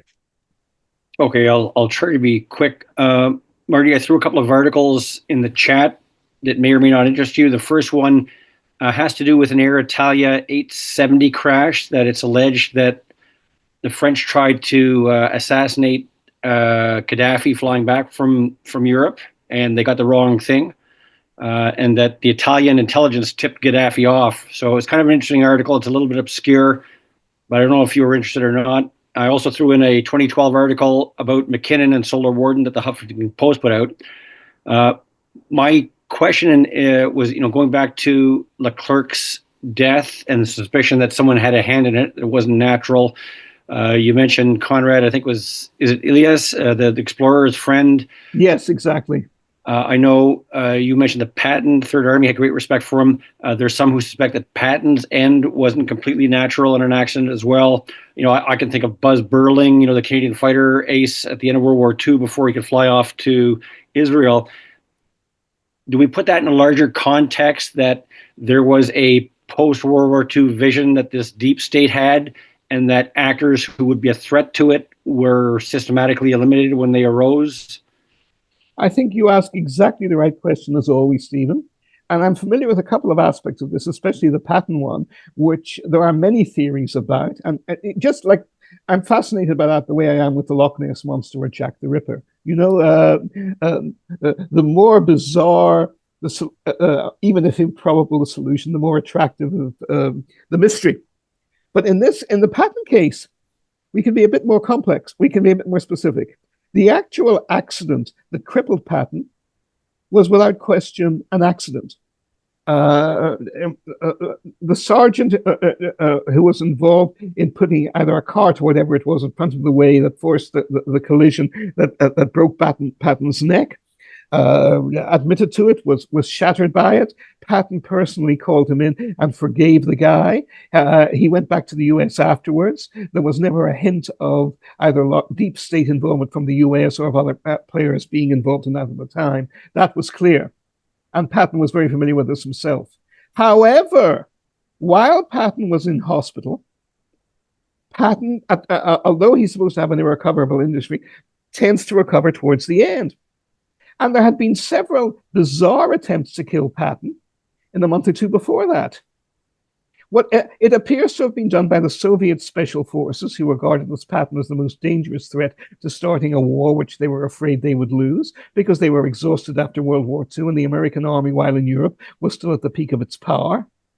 And for all their claim to sneer at Patton after the war, and Bradley and others, even the finest Soviet armies could not match the formidable capabilities of the Third Army in its sweep all the way into Czechoslovakia, and if he hadn't been stopped, it would have gone further. Eisenhower and Beadle Smith, Beadle Smith later becomes a head of the CIA, are also central to this, especially Beadle Smith, because Beadle Smith is very left-wing, and he is appalled at Patton, and he gets Eisenhower to fire Patton. Eisenhower is certainly not a communist or a traitor, but he does believe in controlled coexistence with the Soviet Union. And this is of central importance as president as well. The two people who keep the peace in the world in the 1950s, between them, are President Eisenhower, who, remember, is a five-star former Supreme Allied commander in World War II and a five-star general of the army, and his opposite number in the Soviet Union, who is Marshal Georgy Zhukov, who is the greatest of all Soviet commanders, who Khrushchev has made Minister of Defense in 1955 and in charge of all Soviet strategic rocket forces. And the two men meet, Eisenhower and Zhukov meet in Geneva in 1955. They are already old friends. Eisenhower visited Moscow at the end of World War II. They become personal friends. And in 1958, Khrushchev himself fires Zhukov, but he doesn't execute him. And one of the reasons is, there are other reasons, Khrushchev is much more humane than Stalin. Not that that is hard. But another reason is that there is pressure from President Eisenhower on him to respect Marshal Zhukov and let him live in peace. And Eisenhower, right after Zhukov, at the height of the Cold War, right, all the great Soviet-US confrontations, Eisenhower sends a personal gift to Zhukov. They both love freshwater fishing as their hobbies. They talked about it often when they met whenever they met in Germany and back in the Soviet Union at the end of World War II. And Eisenhower gets the most expensive and highest quality selection of fishing gear to give to Zhukov, and it has to be sent through diplomatic channels at Eisenhower's insistence. And he insists that the embassy in Moscow keep tabs on it to make sure that it's personally delivered to Marshal Zhukov. He won't give up. He drives both the Soviet government and the State Department mad to make sure the gift gets through to Marshal Zhukov.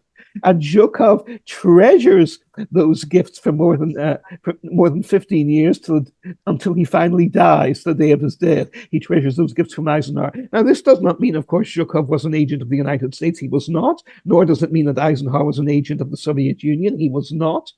But it shows the depth of commitment that there were among some individuals on both sides to preventing a global catastrophe. And Beadle Smith is central to this too. He was Eisenhower's chief of staff in World War II, becomes Truman's head of the CIA after the war.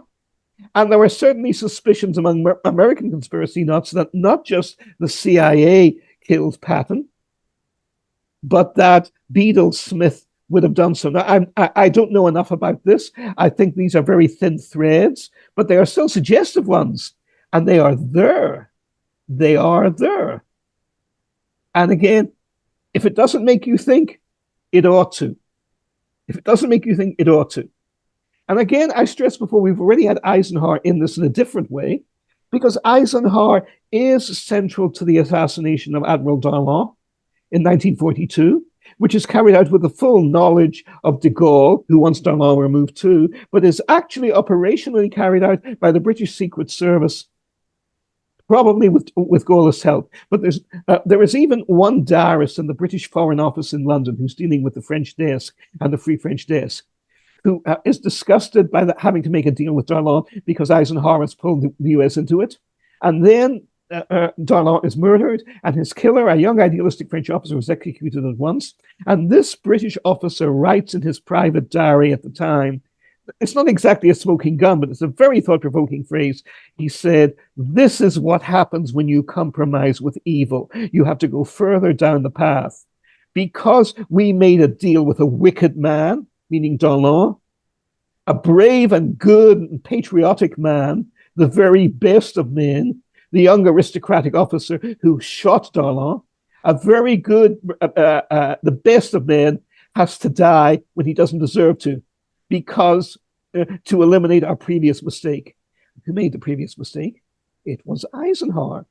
But what pattern do we later see under both Eisenhower and in the CIA afterwards in Vietnam? And we may now even be seeing repeating in Ukraine. We see dirty figures, repulsive figures, who, for convenience exactly, we bribe or pay for or cut deals with or make alliances with. And then, like the president of South Vietnam, President Diem in 1963, when they are not sustainable anymore, we get rid of them. And there's always someone else, like Air Vice Marshal Key or President Thieu, who we can raise up and create as a new leader afterwards. Just as we have now, notice all these stories now emerging. And again, this goes, I apologize, Stephen, you know my tangents, but it's all your fault. You set me off on it. And that is, what are we seeing in Ukraine? All of a sudden, the Financial Times in London, oh, isn't it horrible? Isn't it shocking? So much corruption exposed. Where were these fucking asshole bastard cowardly hypocrites over the last 5 years and more, when Zelensky and his gang of gangsters, with all too much help from deep state people on our side, were raping and enslaving the Ukrainian people? It's almost like all of a sudden we are shocked that gambling is going on here. Casablanca, yeah. Yes, exactly. You're winning, sir. Thank you. But that's the same story we see in 1942. But Eisenhower is at the center of it. Then, and what do we see after he becomes president? There are lots of admirable things about Ike. Most definitely, admirable things. But we also see Iran, the toppling of democracy there. We also see Guatemala, the shameful toppling of democracy there. The start of a precedent in which we have fascists funded by United Fruit imposing ferocious regimes of corruption and torture on the peoples of Central America. A story that has not ended entirely to this day. All this is going on. And much of it gets underway under Eisenhower. And who does Ike keep as his head of director of Central Intelligence for his entire presidency? Allen Dulles. A monstrous figure. A monstrous figure. And who does President Kennedy basically lose his life because he is determined to get rid of Allen Dulles? Which he does. But of course, the secret networks, the secret connections, as President Kennedy was no fool, well understood, are still there. But Kennedy is not fulfilling Eisenhower's policies. He is trying to clean up all the stink that Eisenhower left in the stables. That's what he's really trying to do. Mm-hmm. Yeah. Eisenhower. It's tough, eh? Like you want to like the guy, but at the same time, it's like he didn't try that hard to not leave Kennedy this mess. So it's great that he gave the famous warning speech to the American people about the military-industrial complex. It's great that he did that. But at the same time, it's like, why did you give this? Why did you not do a little bit more to try to not give such a shit show to this oncoming new president? Marty. The greatest liberal columnist, and you look at most of reporters. I mean, I'm conscious of this myself. In my line of work in the news business, you write for the day. You try and make sense of what's there at the time. And very often you're highly embarrassed by what you thought or what you wrote 10, 5, let alone 30 years afterwards. But without doubt, the finest American analyst in the press in the 1950s was the liberal commentator Murray Kempton in the New York Post. The New York Post then was the most liberal newspaper in America before Rupert Murdoch got his dark hands on it, you understand, was the opposite of what it became. And Murray Kempton discovers late in the day, has despised Eisenhower, not for being evil or monstrous or corrupt, but he thinks he's a very good man, a lovely man, but he's also very naive and stupid to allow these monstrous things to go on around him that he clearly has no clue about. And then Murray Kempton makes a momentous discovery that changes his political understanding of an entire age. He discovers that President Eisenhower is a brilliant bridge player. Now, Murray Kempton was a superb bridge player and was one of the most sought after bridge partners in high-class social Manhattan for 30 years. And he was rightly proud of his expertise at the game. And he knows what's involved. And he discovers that as a card player playing both poker and bridge, Eisenhower was so good in the 1920s and 30s that he was able to supplement his minuscule salary as a junior officer, merely a captain and later a major in the United States Army at the height of the Great Depression, with a wife who demanded a comfortable background and a single surviving son he was determined to look after. Ike continually had a flow of money coming in because he won so much at cards. And he actually gave up playing poker because he discovered that when you win at poker, as we all know, you're hated. But when you win at bridge, partly because you have a partner and it's a more genteel game, you're respected, right? All of the above, right? So what is Kempton's conclusion? And he writes this in this column in the late 50s, around 1958. My God, I thought Eisenhower was a buffoon and an ignorant idiot and a good man. And now I realize he's unspeakably evil and a genius. There's a parallel to this in Paul Johnson, who loves Eisenhower, writing about Ike. No, David Halberstam, sorry, who loves Ike, right? And there's another liberal writer. And he says most politicians, especially in the United States, if you compare them to painters, most politicians up to present, including presidents, paint by the numbers. You know, they'll have a canvas with number 2, paint pink, number 3, paint brown, or paint gold. That's all they're capable of. But when you're dealing with Eisenhower as a politician, as a painter, you're dealing with Renoir. And I think there's a great deal to that. My last point just on this is, why did he give the speech? It's obvious why he gave the speech. He was covering his own ass. Simple. He didn't give the speech when he becomes president. He didn't give the speech even when he's reelected in 1956. This is a man who chose Richard Nixon to be his vice president and kept Richard Nixon by his own decision. He could have dropped him and won easily without him. He wanted Nixon. There's an excellent book I recently came across called The President and the Apprentice by a very fine American historian, The President and the Apprentice. I might have it here, or I might not to hand. Here we are. Let me give a view of it. By a historian called Erwin Gelman, who's been through all the Eisenhower and Nixon papers. And he makes the point that they were never partners. Nixon was always the junior figure and always knew it. But Eisenhower thought very highly of Nixon and used him enormously, in good ways as well as bad. He and Nixon cooperated very closely with Eisenhower to politically destroy the loathsome Joe McCarthy and end McCarthyism.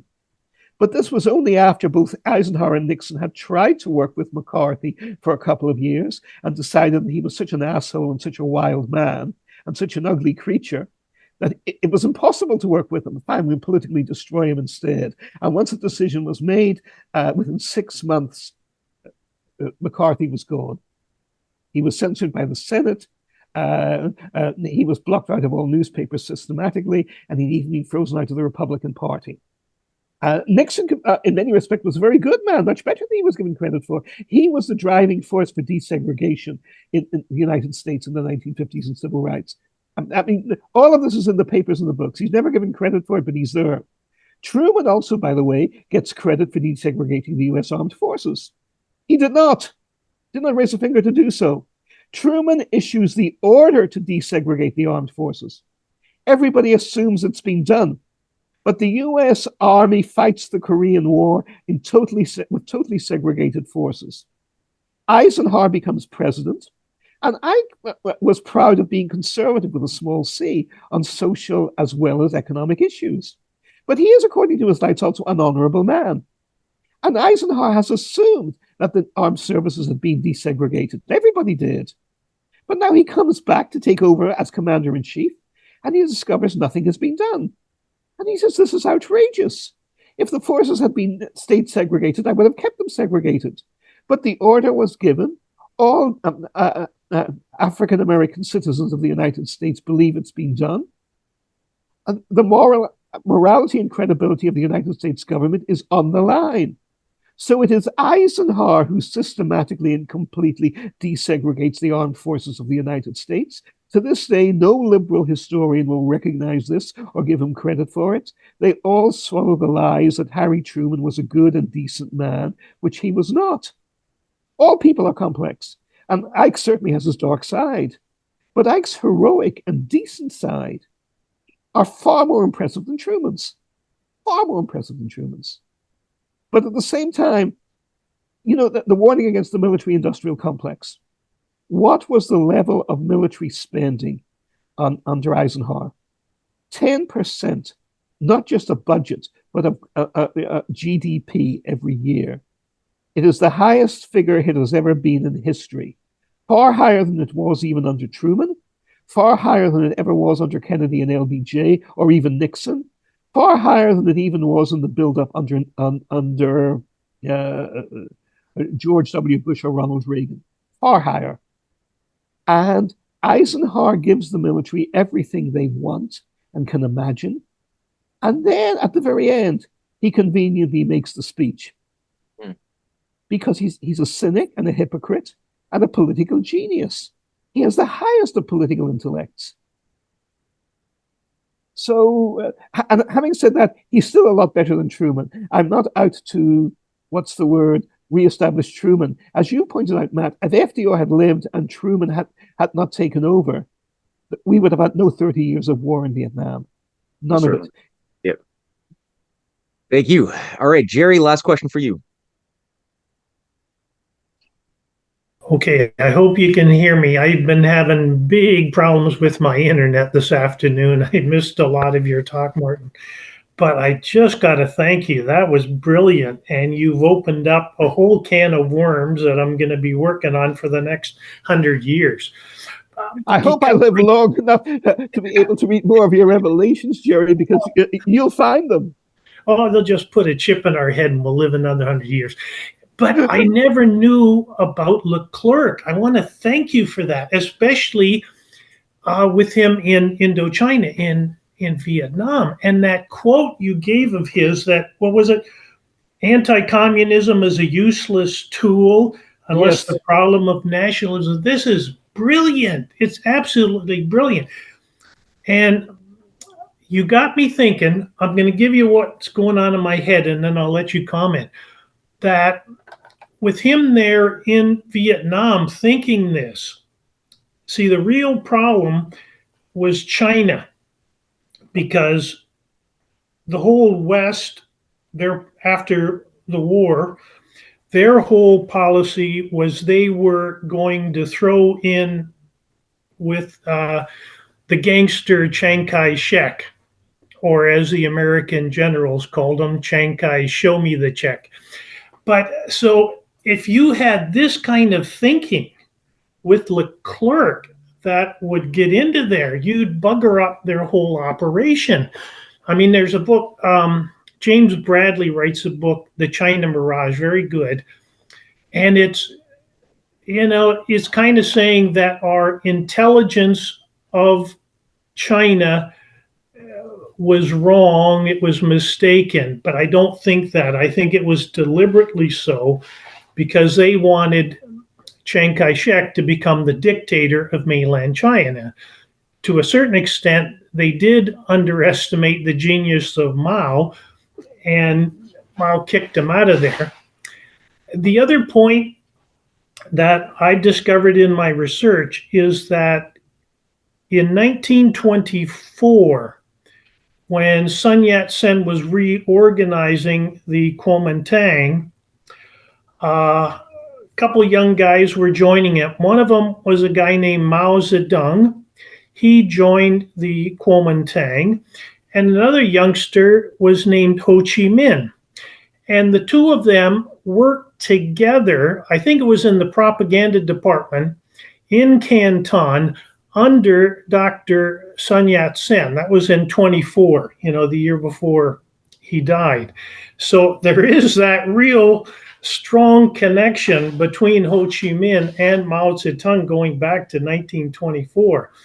And I just think Leclerc, with that understanding he had of what to do with there, it to the deep state, it meant that France, they weren't part of the program. They were going in a different direction, and they had to get rid of Leclerc because they were going all in with Chiang Kai-shek. Anyway, I kind of rambled on. I hope you get the point I was making, and I'd love to hear your comments on that, Marty. First of all, my first comment on it is the same as always, Jerry. You and Magdalena don't have one book to write on this. You have at least 4 and maybe 6. I'll whip you to do it. I won't give you any peace till you've done it, because you're so prolific and you're so thorough, and you always uncut. There's so much. Go for it, man. But secondly, I know very little about this, but what I do know, again, is more on the interpersonal connections, which again are extraordinary.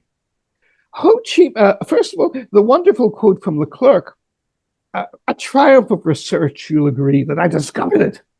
Where did I discover it? In the article on Leclerc in Wikipedia. It's there. But nobody bothers looking at any of this stuff. Nobody bothers looking at any of this. And it's all there. It's in Wikipedia. It's in Wikipedia. First point. Second point. The French, we know, again, Matt has done sterling, pioneering, heroic work on this against huge odds on FDR's determination to decolonize the British and French empires after World War II. And he was determined to do it. Determined to do it. On the British side, a key figure that one must look at here is Ernest Bevin, Bevin, who was Foreign Secretary from 1945 until just before his death. I think he dies in 51-50, but he has to resign from ill health in 1950. He's happy to give up the Indian Empire. They all are. But he is a strong anti-communist, and he is determined to keep the British Empire through thick and thin in the Middle East. He's determined to keep Palestine and Iraq in the British Empire. And Libya, and the oil of Libya. All of this is central to the British after World War II. Next point. Then we come to China in the 1920s. Now, the ironies here and the interactions are extraordinary. First of all, in Mao, all Chinese nationalists, including the communists, rallied to the Chinese national movement under the umbrella of Chiang Kai-shek in 1924. In 1926, Chiang marches north, and even lots of warlords follow him. And it looks at first that he is going to be the great anti-colonial liberator of China. But he double-crosses them. He sells out to the Western powers, and he makes a deal with a great Asiatic power. He sells out to the British and the French, and he massacres the communists in Shanghai in 1926. And it isn't just a few people, it is a monstrous purge in which scores of thousands of people are slaughtered and tortured under the most horrific circumstances. And after this, of course, Henry Luce in his Time Life magazines in the United States acclaimed Chiang as the great Methodist Christian democratic saint. Like he's the Zelensky of the day. He's the great shining democratic hero. If you have a bleeding heart and you are a liberal progressive, and you are determined to stop people like Hitler and Putin and Wile E. Coyote, and evil, or evil fanatical fascist creatures of Gladio like Jerry Therian or Martin Sieff, or worst of all, Matt Ehret and Cynthia Chung. Quickly get holy water poured over them, right? Then, of course, you will acclaim Pearl S. Buck, who wrote The Good Earth, and Henry Luce and his wife, Congresswoman Claire Luce, will utterly acclaim the sacredness of Chiang Kai-shek. Secondly, that wonderful phrase, where did the American generals get it from about the corruption of Chiang? They actually got it from the most popular program on the BBC on British broadcasting in the 1940s. And it's the show which led directly to Monty Python. It's the beginning of absurdist humor in Britain. It's worth looking up. You can find hearing of it. It's pioneering, and it's still very funny. It's called ITMA, I-T-M-A, ITMA. And ITMA stands for, all you need is ITMA. And the star was a radio star called Tommy Handley, Handley, who dies of completely natural causes. He likes to drink. He likes to smoke. In those eras, and British food was execrably bad in World War II and after, so he dies in his 50s or so in 1949. But the show is called ITMA, It's That Man Again, and they have all these comic characters in it, and one of them is a Chinese general who called Cash My Check. Cash My Check, that was the original, and this is on national British radio through the 1940s. And everybody recognizes that Chiang Kai-shek is a totally corrupt piece of vile shit and gangster shit. And even in the 21st century, The Economist magazine, which is the voice of the city of London, acknowledges that Chiang is one of the greatest killers, certainly of Chinese history and of world history. The Economist even admits that he killed at least 10 million people. And a very good introduction to this is the memoirs of an amazing lady called Han Su-yin, H-A-N, everybody in China is called Han, of course, S-U-Y-A-I-N.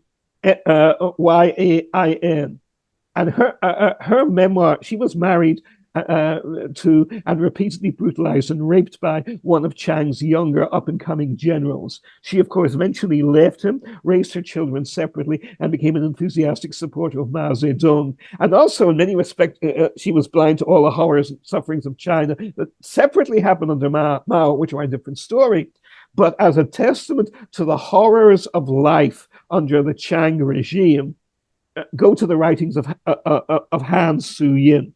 Finally, I'm sorry, I mean, that Chiang had one other great ally in it, Mao, who supported him against Mao through thick and thin.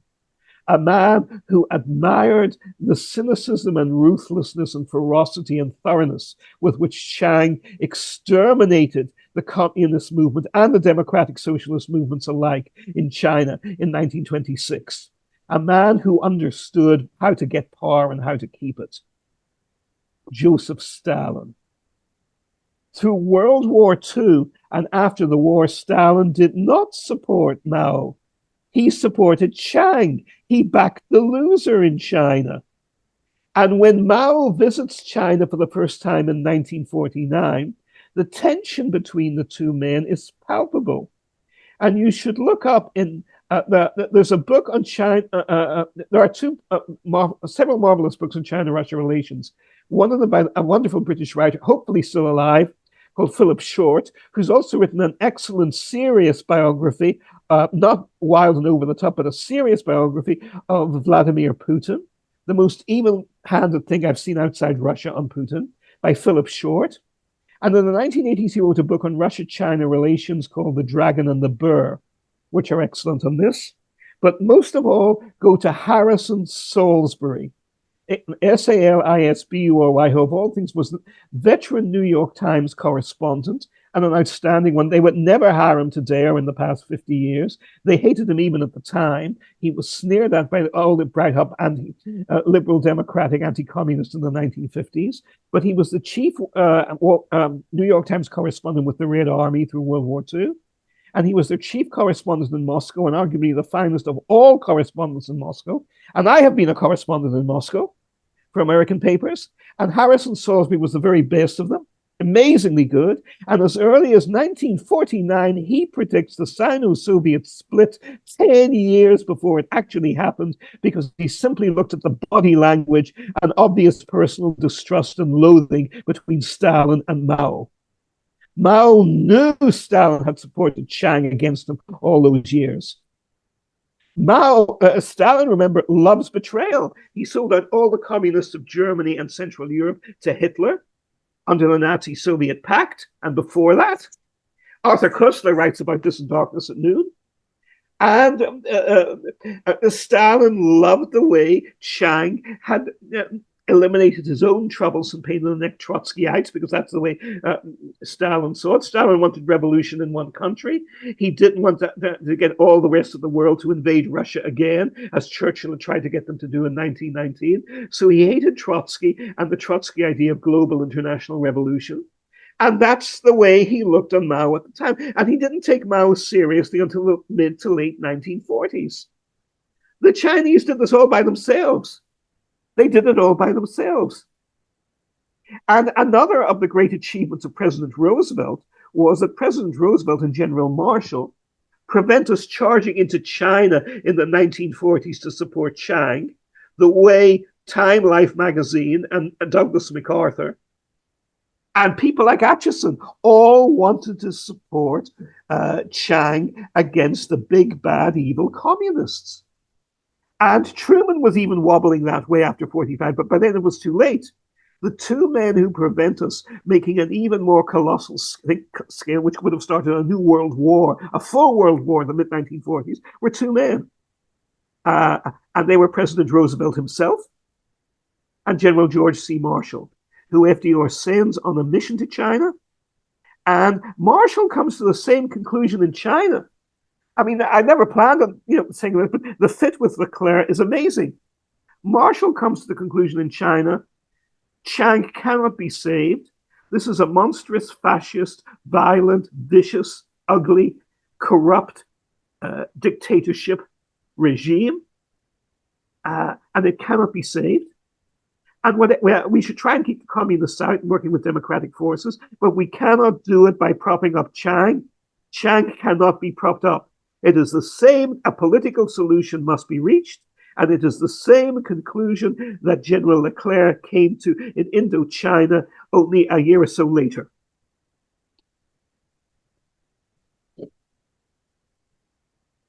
Jerry, did you want to do a follow-up there? I just had one other comment because I remembered. Thank you for that, Marty. That was, that's so good. You've created so much work for me. I was going to say, do I need to enter the witness protection program, Jerry? But I think someone had mentioned earlier about, the drug trade in Indochina and whether Leclerc was part of it. But it wasn't until Mao and the Red Army kicked Chiang Kai-shek's army out of China. Half of it they kicked to Taiwan, the southern half, and the Western army they kicked into Indochina. And it was after that, in 1949, where the CIA with Chiang Kai-shek in Taiwan, they set up the Golden Triangle. Yes. The heroin production in Indochina. So that did not come until 1949. So if Leclerc had left by 47, then he couldn't have been in any way involved in that operation. So I just wanted to mention that. Thanks again, Marty. Bless you, Jerry. And I fully agree with you. And without just even a couple more points, Leclerc is not, it's very interesting, he's not in Southeast Asia and Vietnam long. He's only there for a few months. And he is there at the highest military command level. He was never in a position to profit from the drug trade. There is not the slightest indication he ever did profit from the drug trade or tried to. On the contrary, and this actually, I think, again, it's another thread to weave in here. Had he lived, he would have, like President Kennedy, he would have opposed the drug trade and tried to repress it. He was not involved in that, not in the slightest. But again, if you find people who appear to be semi-serious who make such allegations, or who also make the allegations that DeGaulle was personally so jealous of Leclerc that he wanted to assassinate him, again we go back to that wonderful Roman legal tool, cui bono. Exactly, to whose benefit, to whose good? What is the motivation of the people saying absurd and even obscene lies and plain nonsense like this? You don't just come up with that off the top of your head. At least there are, of course, a few benighted loonies who do, but by and large, who's pressing their buttons? In whose interest is it to try and muddy the waters and obscure obvious truths and common sense realities with absurd lies? Cui bono, always the question everyone has to have in the back of their mind anytime that they're asking a question and they're investigating the nature of the darker truths underlying this history. So, Marty, thank you so much for these lessons. Thank you, everybody, for showing up and participating. Thank you if you're watching this in the future on YouTube or Rumble or wherever else we happen to be located. And next week, I believe we have Stefan Hieb, a friend who's based in Europe, who's been doing work on this question of what the hell is the West. So that's the thesis, the book that he's going to be publishing pretty soon. What does the West mean? It's very ambiguous, often misused terminology that's lost all meaning for so many people. But this guy's got a good head on his shoulders, so we'll have a listen to what he has to say next week. And don't forget, before that, we're gonna have Pluralia Dialogos, and I don't know who's going to speak yet, but it'll be good. I'll see y'all there. Bye. Thank you, Matt.